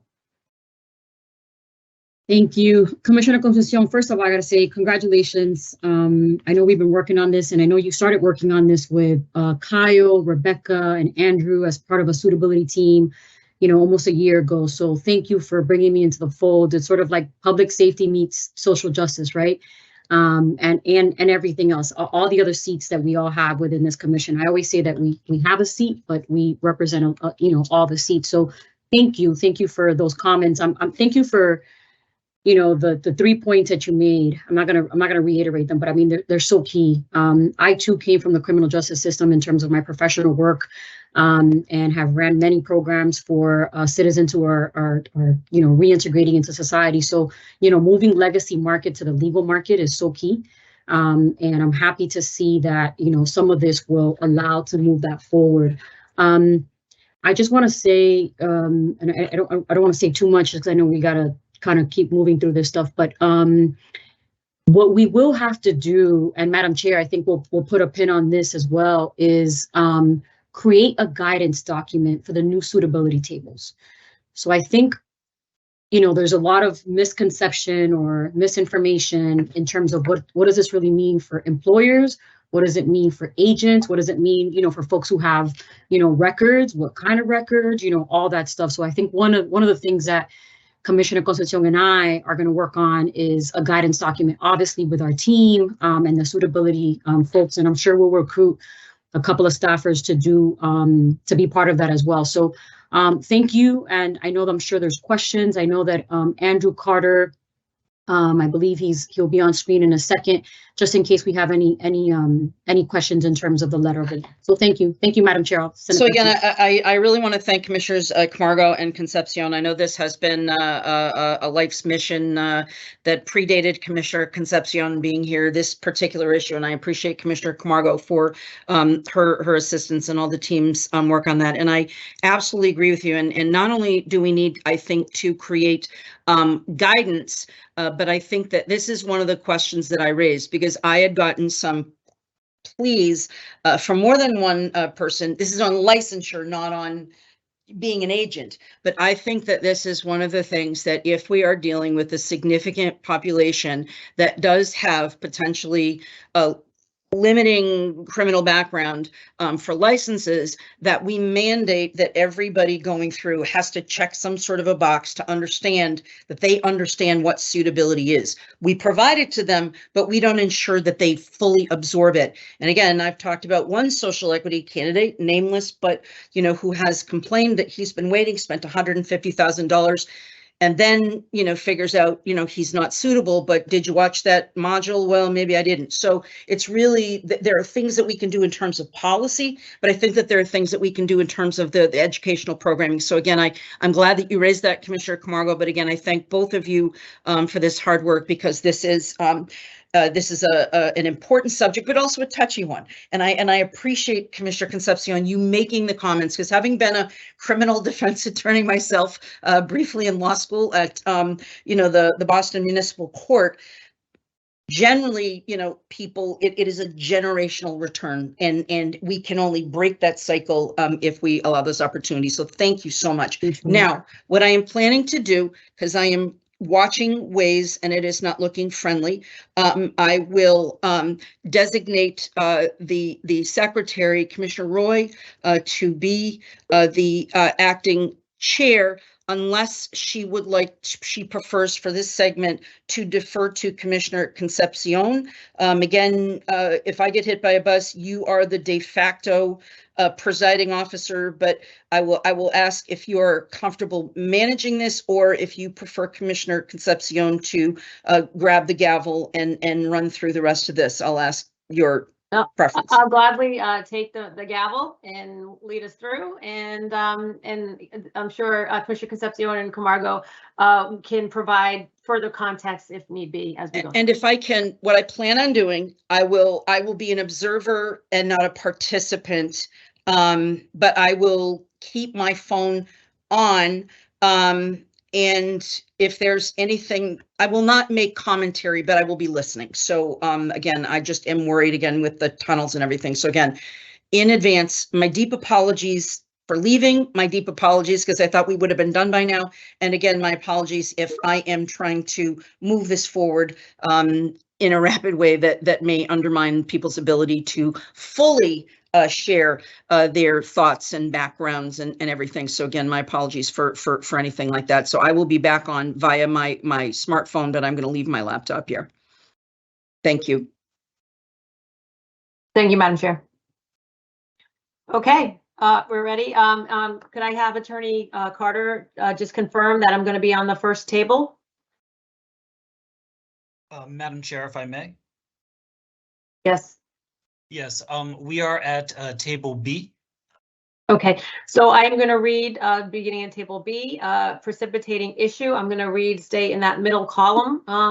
Any outstanding or unresolved criminal proceeding for offense involving the distribution of a controlled substance, including marijuana, to a minor, strike through, the disposition of which may result in a felony conviction under the laws of the Commonwealth or other jurisdictions, but excluding any criminal proceeding based solely on a marijuana-related offense or violation of MGL, Chapter 94C, 32EA, or subsection 34.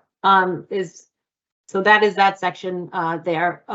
Any further context or comment from the sponsoring commissioners? You know what? I would prefer to just hear any questions if there are any, as we go, similar to how we've done it So. Okay, and I have one, and I just want to bring to light, with the relaxed suitability tables. I have been, and Commissioner, in full disclosure, I did call Commissioner Concepcion, and we did talk about this, that I did receive numerous calls with concerns about the relaxed standards. And as you're aware, there's a petition that I just want to acknowledge, because I think it's important that we do acknowledge stakeholders in the cannabis space. So I feel that it's important to acknowledge that there was a petition. That's why I asked Councilor Lopez if she could clarify the distinction, and the existing law and statute still applies, and the table still applies to licensees and those with indirect control. The changes in the suitability is for registered agents. I just want to confirm that again for the record.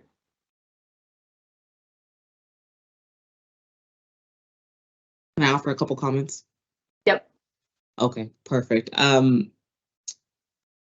I think there are a few things that are important. I'm glad that you bring that up.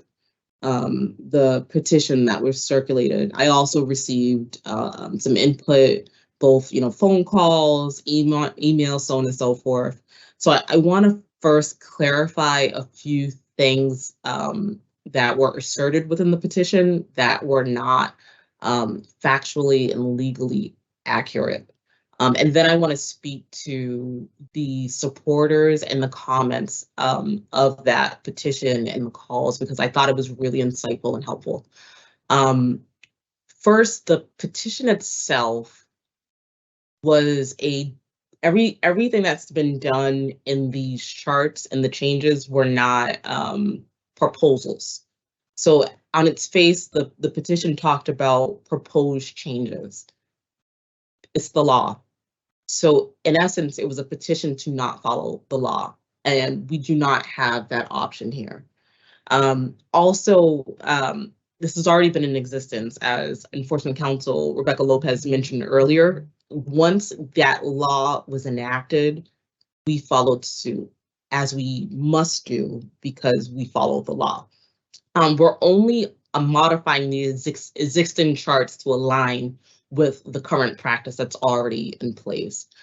And the other thing is, when it was flagged for me, this was earlier in the week, and at that time, it may have changed now, but at that time, it stated that we no longer apply suitability review to agents. And that was why I flagged this on multiple occasions, both yesterday and today, to really clear the fact that that's not true. We still apply suitability review. We still review agents and licensees alike. And well, alike might be the wrong word, but they're still susceptible to a suitability review that will in fact happen and remain. Now, that aside, I did want to talk to the supporters and the commenters under the petition itself, because I thought that was really insightful. I think that, as has already been mentioned, there's a real need and opportunity here to better engage and better support and better educate on employment law, employment practices, and the protections that are in place. And that's why at the beginning of this presentation, I know I spoke for a long time, but I wanted to make it really clear that we are an industry like alcohol. It's within our laws that we are supposed to develop this industry to align similarly to alcohol. And if you notice, there's not that same complete ban. But as with any other industry, as in with any other business, any other field, there are still protections and there are still workers' rights.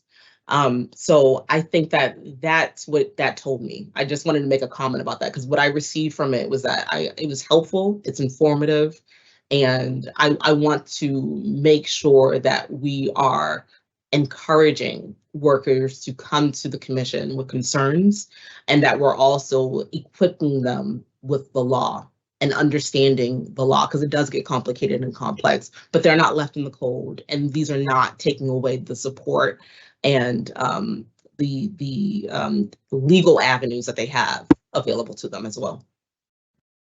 Madam Chair, may I? Go ahead, Commissioner Thank Camargo. Thank you. Commissioner Concepcion, thank you so much for reiterating that. And Commissioner Roy and Acting Madam Chair, thank you for bringing up the petition. We all got the emails. I think we've all gotten the calls. So thank you for bringing that up. And, to Commissioner Concepcion's point, I'm glad that she reiterated some of those points. I also want to take this opportunity to tell folks, if you have a question after today, because this could be a little confusing, please do not hesitate to reach out to the commission, any investigator that you're working with, anyone. If you're going through the hiring process and you're like, oh my God, I heard this, or I saw this on Twitter, don't believe everything you see out there, right? Make sure you come to the commission first so that you don't sort of trip over misinformation. And I know that because this is a hot topic, I know that our team and our staff with any topic, but I know specifically with this moving forward, they're going to respond, probably quicker than usual. I don't want to put anybody on the spot, but because this is key and, it's going out for public comment, but we have been doing this for the past few months. So I just wanted to reiterate that. And I hope I didn't put more work on the compliance team, but I think it's important for the public to know that please reach out to us. So I'll sort of give it back to you, Madam Chair. Thank you, Commissioner Camargo. And I have a question for Councilor Lopez. Let me make sure she's with us. So based on an adverse suitability recommendation for a licensee or someone with indirect or direct control, and if it was to go in front of the suitability review committee, they have a burden that they have to demonstrate.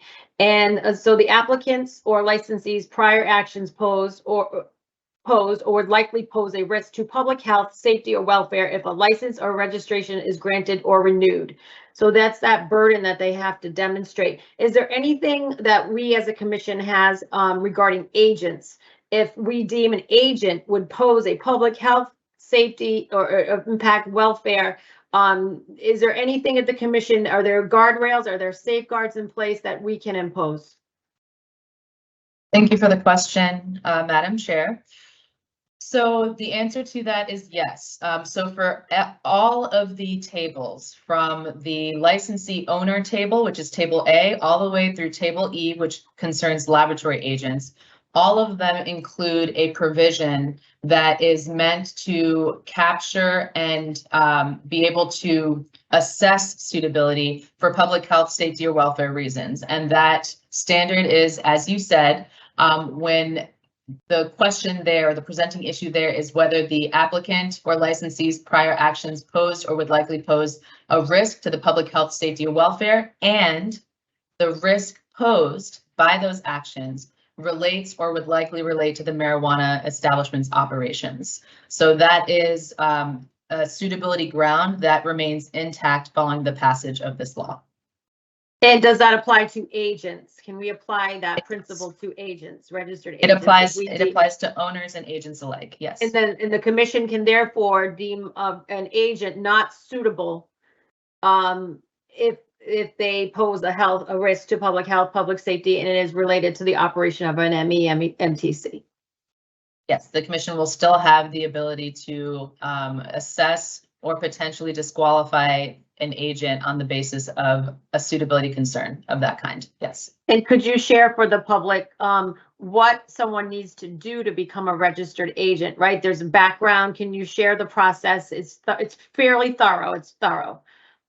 Absolutely. For that, I would like to give the public the expertise of my cherished colleague, the Director of Licensing, Kyle Potvin, if he is available. I think he would be a better person to walk the public and the commissioners through the background check process that is followed by the enforcement department. My apologies, commissioners. I have somebody right outside my window cutting the lawn. So I did miss a piece of that. But I did see that Rebecca was asking me to be involved. If you wouldn't mind restating the question or the ask for clarification, I'd be happy to answer. Sure, I'd be happy to do that.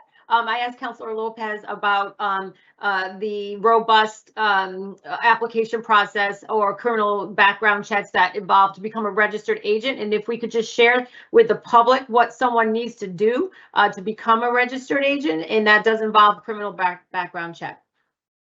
It does. I guess I would initially make a distinction between background checks that, and this came up in an earlier policy conversation yesterday about commission-initiated background checks, which is a process that occurs for our prospective licensees, and then the separate and distinct background check for registered agents. So just to highlight the first item, just so that it's clear for this group and also the public, prospective licensees that go through what we call that commission-initiated background check is a process where individuals submit during their application phase authorization forms for our third-party vendor, Creative Services, Inc., to perform a background check that is established by policy and also by contract with CSI. It is expansive based on our current requirements of what needs to be verified as far as that table A of 500-801. That is a background check that goes and is processed through us by CSI. And once they have concluded and have their findings, that report is accessed by limited licensing staff initially because of the sensitive nature of it through a secure portal. So, and I just want to let folks know, those folks are CJIS certified, correct, Director Potvin? Yes. Yes. Okay. They are CJIS certified, and anybody who would ultimately be reviewing said documents not only have access initially to those documents, would have to be to CJIS certified as well. Thank you. So we, as the licensing team, receive those initial CSI background check reports, and also one or two authorized users at this point have access to the fingerprint results, which go through our ASAPIS, which is a national database. Those things are reviewed substantively in line with 500 or 501, 801, that table A, which relates just to licensees, prospective licensees, and continues as suitability is. It continues through the process. They have to still remain in compliance with that, but that's the table that gets applied to prospective license applicants and licensees. Okay, and I'll just pause you right there, Director Potvin. Again, I think you just said it, but for the record, the existing suitability table will still apply to that cohort you just described. From my understanding of the proposed regulations, and maybe proposed regulations is, in light of Commissioner Concepcion's comment, is maybe not spot on, but that table was unaffected by Chapter 180. So that table is not being modified. Thank you. So I'm sorry, go ahead, I interrupted you. Nope, that's okay. I wanted to give you that context because of your direct question, which is the second population of prospective agents and registered agents going on. Our suitability standards, as they are now and as they have been enforced since November 9th of 2022, like Enforcement Counsel Lopez said, and whatever it will look like going forward will still apply to our prospective agents. The distinction here is that the commission does not have a commission-initiated background check on agents. The requirement and the onus to perform the background check on agents is on the employer, essentially the marijuana establishment or the medical marijuana treatment center. We have requirements in our regulations that at least one member of the licensee needs to be identified and certified as ICORI eligible so that they themselves could do the background check, or what a lot of our industry participants do use is a third party. Similar to how we use CSI, they could use CSI or other background check companies. Is that a new development, or was it always beholden on the employer to do the background check, or is this new based on the new table now? Okay. This has been the process since we started registering agents, is that the requirement, and also it was a process, I believe so. I'm very fairly confident on this, that this was a process that we essentially adopted for our adult use program that DPH was using for their medical program. Okay, so nothing is new there. That is exactly the way it was before. It's continuing, that the background checks for registered agents were primarily done through the employer, prospective employer. It primarily or entirely, but Entirely. I see Entirely is more Enforcement accurate. Council has her hand up. Yep. Thank you so much. Thank you so much for recognizing me, Madam Chair. I do want to clarify something for the public and for the commissioners that I think is an important point of clarification.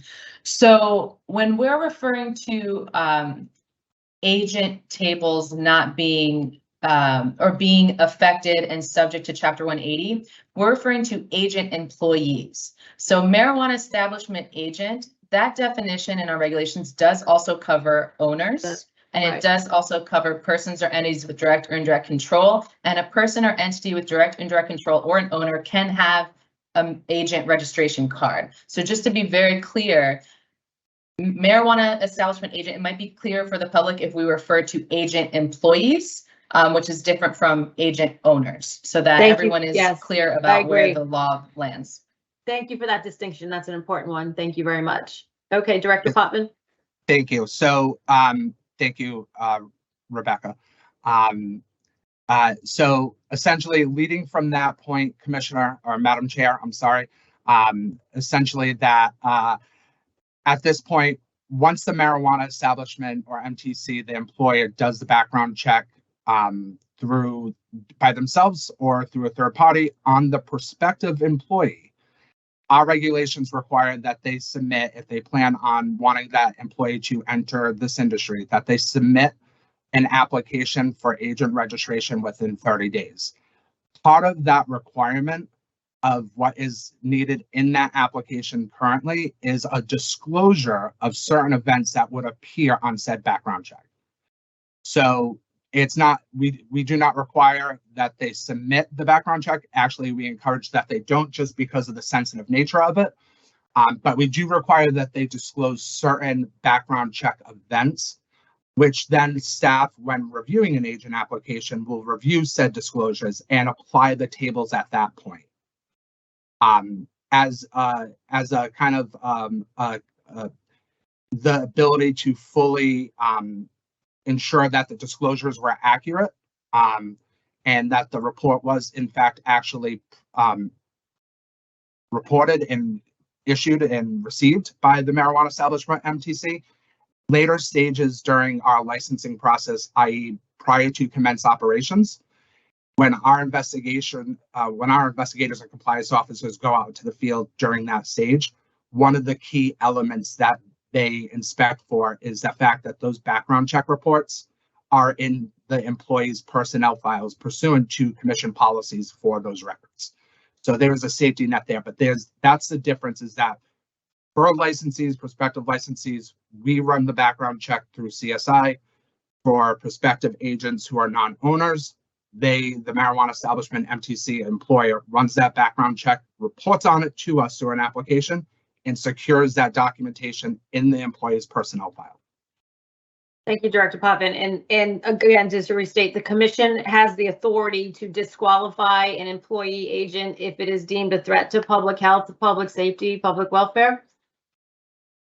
So on the existing tables, and I believe that they remain unmodified on table B, C, and D under 802, 803. Under just 802, I apologize, and I believe it's table B under 501, 802 for MTC agents. There is essentially what one would call a catch-all provision. And essentially what it says is that the employee or the individual's past prior acts pose a threat to possible health, welfare, or public safety, and could be construed in connection with their ability to operate within a marijuana establishment or MTC. That would be that third category that Rebecca brought up earlier, which is a negative suitability determination. The short answer to your question is, I believe that ability is still preserved if the person could potentially fit into that category as a public threat or a threat to public safety. Okay, thank you so much. And is there a way during the public hearing, public comment period, we can confirm that that is preserved? Like, we can have time to, Attorney Carter? Yes, thank you, if I may, Madam Chair. The draft regulations before you do include the catch-all. That is something that has been included in our suitability tables since their inception. So the commissioners and the public are able to see that the language remains preserved. Thank you very much. Thank you. Okay, before I move on from this, any other questions or comments from my fellow commissioners? Seeing none, I will continue. Okay, would you like me to acknowledge the strike through sections in pink?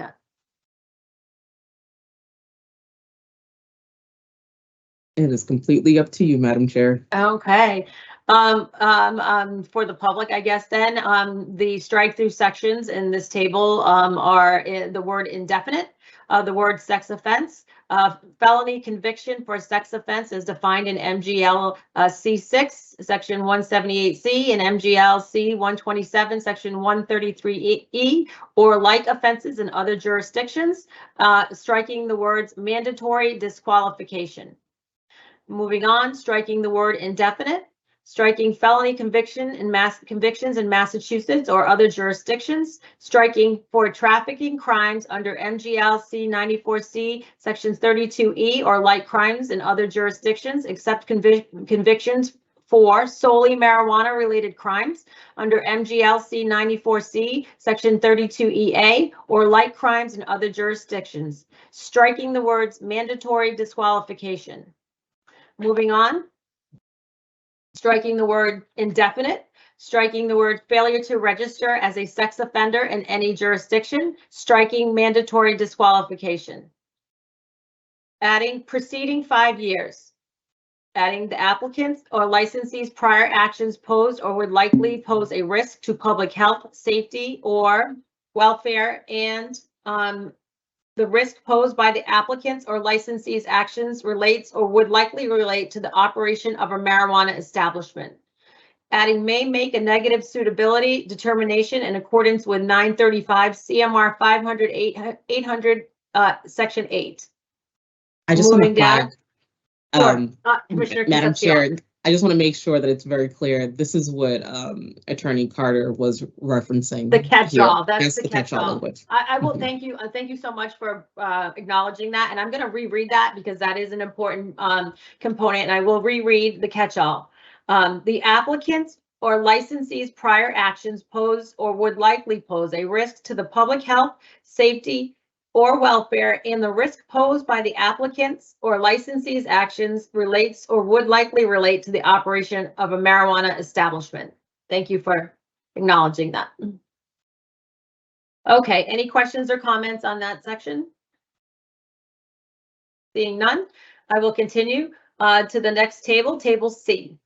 The added present in the time period column, present during time from start of application process through action on application or renewal. And over to the result column, presumptive negative suitability determination. And that's for open unresolved criminal proceedings. Any questions or comments? Moving down to the next page, preceding 5 years. For the precipitating issue, the applicant's or licensee's prior actions pose or would likely pose a risk to public health, safety, or welfare, and the risk posed by the applicant's or licensee's actions relates or would likely relate to the operation of a marijuana establishment, may make a negative suitability determination in accordance with 935 CMR 500.800 section 8. Again, that's that catch-all phrase.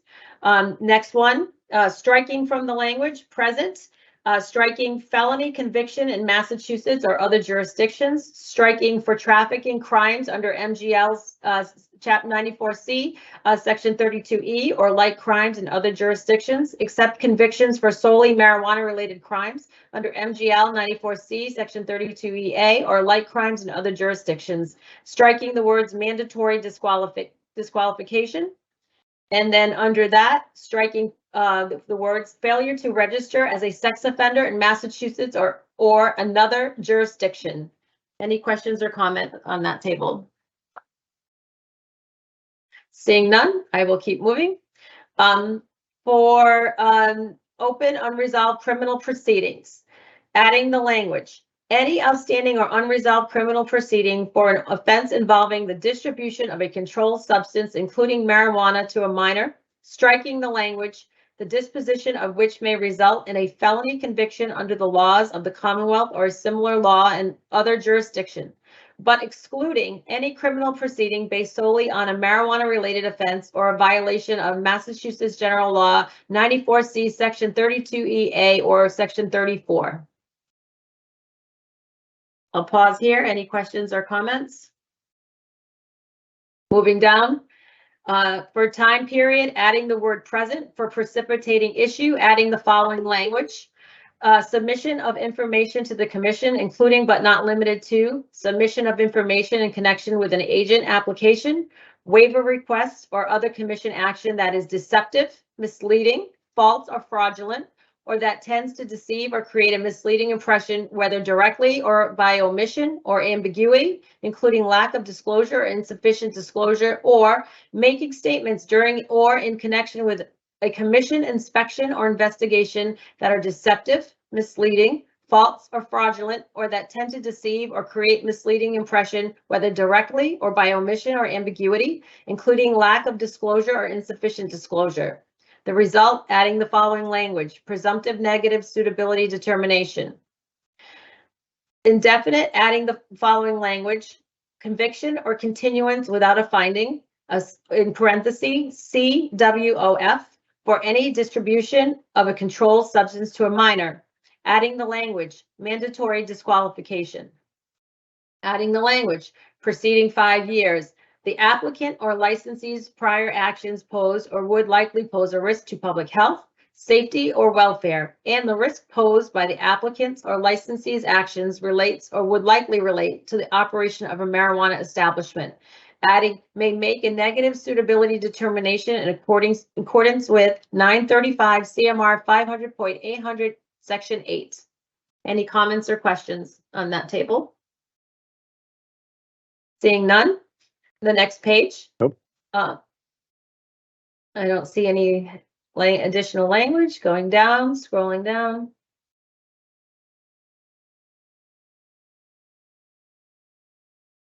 Guess what?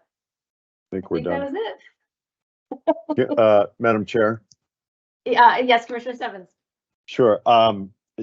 First of all, greatly appreciate the conversation.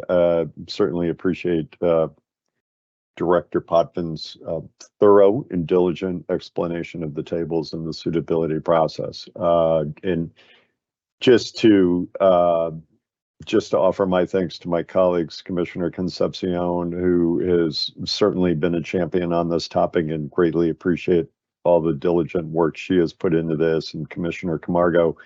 I think it bears repeating that the message that we're trying to send here is, there are opportunities within this new industry, and go back to the suggestion of at some point putting some work into a guidance document. The worst thing that any of us can realize out here is that we don't want somebody, I think Commissioner Camargo started to touch on this point, we don't want somebody sitting at home thinking, I have an opportunity to turn my life around, or I have an opportunity to pursue, a career which can improve my situation, but I'm hearing things that is going to have a chilling effect, and we don't want people to automatically self-exclude. And go back to Commissioner Camargo's point about pick up the phone, give us a call.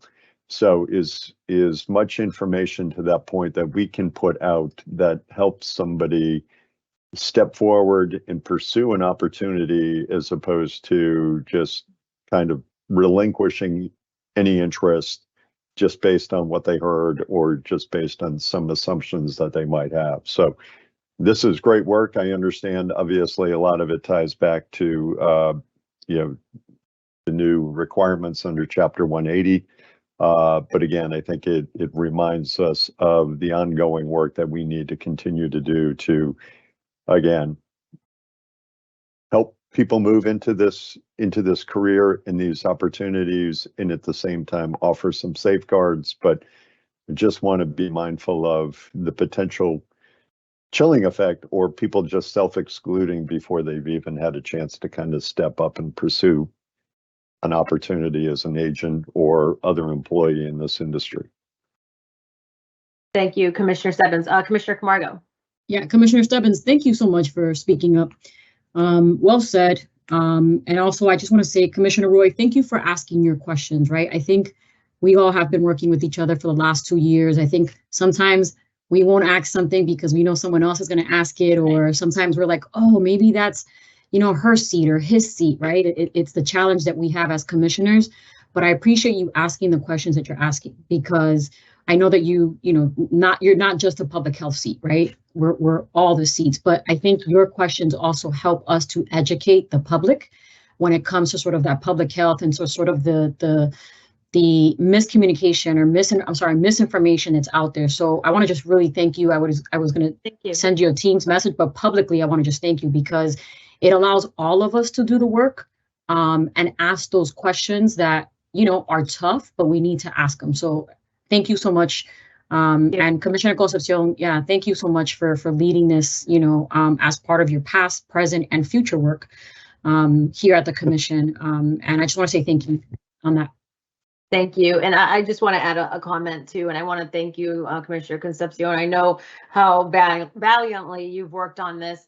And, someone alluded to it, and it might have been Commissioner Camargo, that 3 of us have come from the public safety sector, and I'm the third. And having served over a decade in the leadership team at the Worcester County Sheriff's Office, I've seen firsthand what happens during incarceration. And we always had a saying, reentry begins on day 1 when you're incarcerated. And there is that revolving door. Sadly, there is a revolving door at prison, and it's generational. And I've attended GED, high set graduations in the facility, and a father stood up and he said, it's such a proud moment, and it was for him, but his son was in the same class. So the 2 of them were incarcerated together getting their GED, and that really illustrates that it can be generational. And what do we do to stop the cycle of recidivism and the revolving door? And President Reagan once said, the best social program is a job.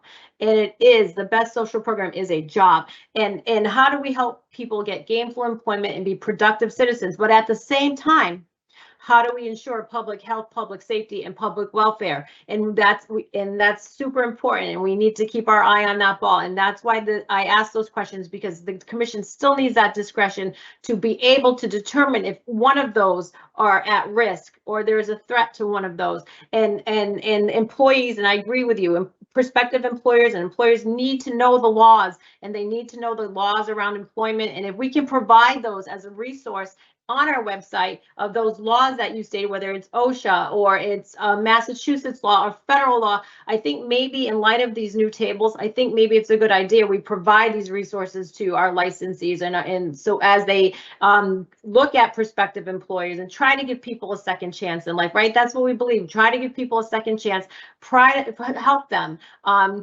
because we all win, right? When folks are doing well, we all win. So, but we want to keep people safe in the same vein. So thank you so much for your incredible work, all your hard work around this. Having said that, I just want to close this out. I think we got our mission done, right? Mission accomplished. I think we did it, which is great. And everybody put a lot of hard work into all of this. I cannot, and I've said this many times, thank Director Potvin and Councilor Lopez and Councilor Carter enough. for all of their expertise throughout this process. It's been invaluable, and we couldn't have done it without you. And I want to thank all the working groups who work so hard behind the scenes that may not get the recognition all the time, but they do deserve it. And I want to thank them as well. So I'm going to go around, and if anybody has any closing comments before we enjoy our weekend, knowing we got our work done. I think we have to do a vote Yeah. Oh, we have to do a vote. Okay. on the Can I- draft. I think that's what Andrew's gonna say. Go ahead. Yeah. Is that what you, Counselor, is that what you're going to say? Yes, Okay. Okay. Does anyone have motion language for me prepared? Wait, and Andrew Carter, I'm so sorry to interrupt you, Madam Chair. I'm so sorry to jump in, but Commissioner Stebbins, I think, did you want to say something before we get into the final vote? Yeah, I just want to be clear that any vote we take is also incorporating the changes in the medical regs as well, and that we all know everything we just reviewed, and for the most part that was in the adult use regs are also reflected in the medical use regs. So our vote is encompassing both of those to be able to put forward. I'll look to Attorney Carter to make sure I'm accurate in that. Excellent point. Thank you, Commissioner Stebbins. And Counselor Carter, if you could read the motion language, if you have some prepared. yes, if I may, Madam Chair, Absolutely. I'm happy to put some motion language on the table and see if one of your colleagues adopts it. So a motion to direct staff to take all necessary steps to finalize and file the draft of 935 CMR 500 and to make all corresponding changes to 935 CMR 501 and take all necessary steps to file that series as well. Commissioner Concepcion, would you like to move this motion? So moved. Thank you. Commissioner Camargo, would you like to second? Second. Wonderful. Having had a move and a second, I am go around for the roll. Commissioner Concepcion. Aye. Commissioner Camargo. Aye. Commissioner Stebbins. Aye. Commissioner Roy. Aye. All in favor. Unanimous. 4 in Okay. favor, none opposed, Oh, right? yeah, 4 in favor, 0 opposed. Okay, does anyone have any closing comments they'd like to provide? Kyle, do you have a question? I'm sorry, Madam Chair. It looked like Kyle's thinking about raising his hand. Or are you okay? I would defer to counsel on this, Andrew, on this, but I think Yes. there's maybe a way to more adequately represent that vote in light of the fact of Chair O'Brien's current absence. Yes, if we should acknowledge that. And the other piece of it is I did neglect to include the word approve. So I think that would be important in the motion as well. So if the commission was open to reconsidering the last vote, we could amend the motion language. But we would need first a motion to reconsider. Okay, do I have a motion to reconsider? Commissioner Camargo. Yes, a motion to reconsider. Do So I have a moved, yeah. second? Commissioner Concepcion. Second. Thank you. Counselor Carter, could you please reread the motion language in its entirety? Yes, but could you, Madam Chair, if I may, if you could vote on. Oh, yes, I'm the sorry. I'm new to this thank role. you. Yes, I'm jumping ahead. My apologies. Okay, I will do a call of the roll. Commissioner Concepcion. Aye. Commissioner Camargo. Aye. Commissioner Stebbins.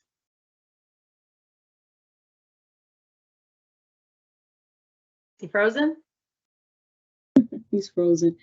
I'm back. Sorry about that. Commissioner Stebbins. I'm going to trust you and I'll say yes. Okay. Commissioner Roy, aye. That's 4, and Chair O'Brien is absent. So 4 in favor, 0 opposed. Thank you, Madam Chair, if I may. Go ahead, Andrew. Yes.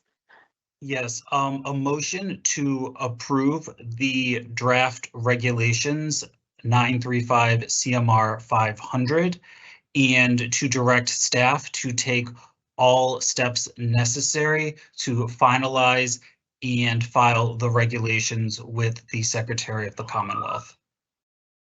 And Thank then you. we'll do a separate motion for medical. Okay, thank you, Andrew.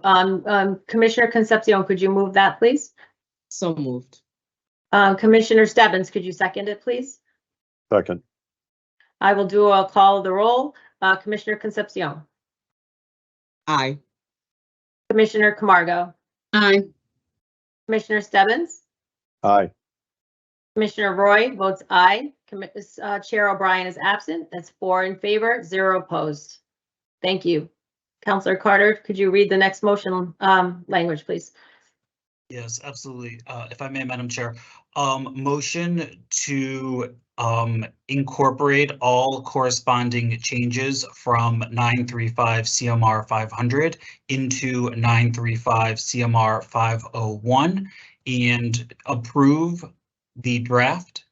And also to finalize and take all necessary steps to promulgate and file with the Secretary of the Commonwealth. Commissioner Camargo, could you move the language? So moved. Commissioner Concepcion, could you second? Second.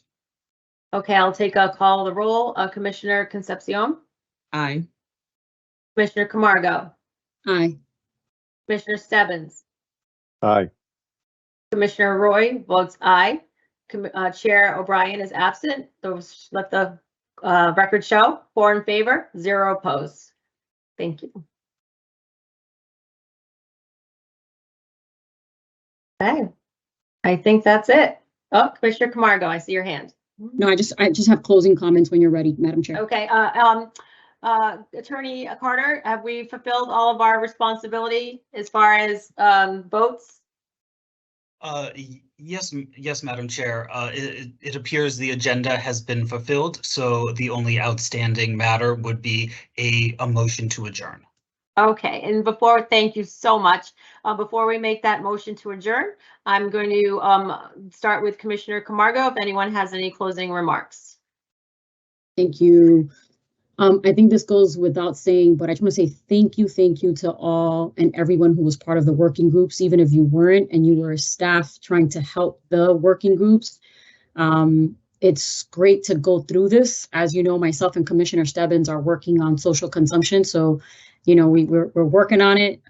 We still have some work to do, but it's a great training ground for what to expect, right, when we're going through social consumption regs. So I want to just say that. I also just want to say one to our team and to our staff internally. I want to say this professionally, and I want to say this personally. I think we had an inappropriate conversation today about the executive director's, next steps or, family leave. I think we could have done it in executive session. That is my professional and personal comment on as myself as a individual commissioner. So I want to apologize to the team, especially folks who, everybody, but I want to say there's a lot of work that goes into the Cannabis Control Commission and folks may not see it. I know there's some stuff that we may not do right all the time, but people are committed to this job. People work over 40 hours. People have been here from the beginning. They have stood up this agency. What we just went through with regs, other folks, the commissioners before us did this day and night for months. I just want to say, Sean, thank you for your commitment to the agency, for standing up this agency with your team. And I appreciate you and your team and your leadership team and staff and everyone else. And I'm going to leave it at that because I think that today marks a moment at the CCC, but also for us as humans and as people that really work hard at the CCC. So I just want to say thank you to everybody. I don't know if our team knew this information, if anybody understood that this was sort of coming. So I know that people who support and respect Sean as a person, but also as a leader, may have found this a little bit either inappropriate or sort of out of line for how the process went. And again, I know everybody can decide to do what they need to do, but I just want to say that, Madam Chair, thank you for allowing me. Have a great weekend, everyone, and thank you. Thank you, Commissioner Camargo. Commissioner Concepcion, do you have any closing remarks? You're good. I think Commissioner Roy, I wanted to thank you. You made some really pointed comments earlier around the suitability conversation, and I always appreciate your insight. I always appreciate the way that you think through things, and I think everything that was the way that you dissected this in a public forum is helpful to everyone. So I just wanted to say thank you.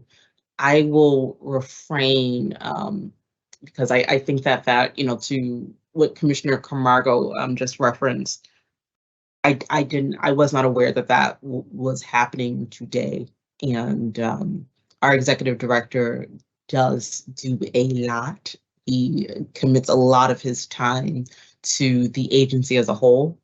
But I think being my inner lawyer is telling me to just take a step back and let me just process this, and I think I'll just leave that at that. Thank you. Thank you, Commissioner Concepcion. Commissioner Stebbins. Sure. Thank you, Madam Chair, and thank you for helping us kind of move through the remaining part of the regulatory review work that we had to do. I will just say, and I think it's important at this moment. I'm really humbled and honored to work with the team that is people in our department, people at the commission that have made a conscious decision to pursue this work, pursue the work of public service, I call it, and I get angry when there are people that attach somewhat a negative moniker to that. This is incredibly hard work. It takes an incredible amount of time. I want to thank my colleagues for your leadership on the working groups that you were partnered with. Thank everybody on the team for the great work that they do, one on a daily basis, but certainly two with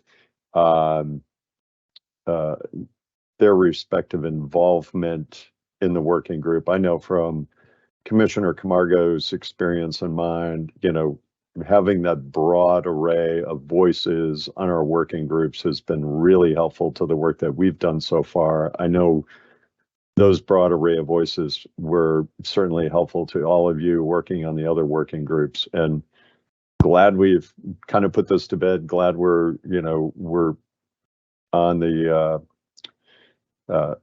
continuing to meet the calendar that we need to meet in order to make sure that everything is official by the early part of November. But just want to say thanks, and as everybody heads off into the weekend, just remind everybody I continue to be really impressed with first of all, my colleagues, and also with the incredible team that we have working alongside us at the commission. And we have other issues to tackle, but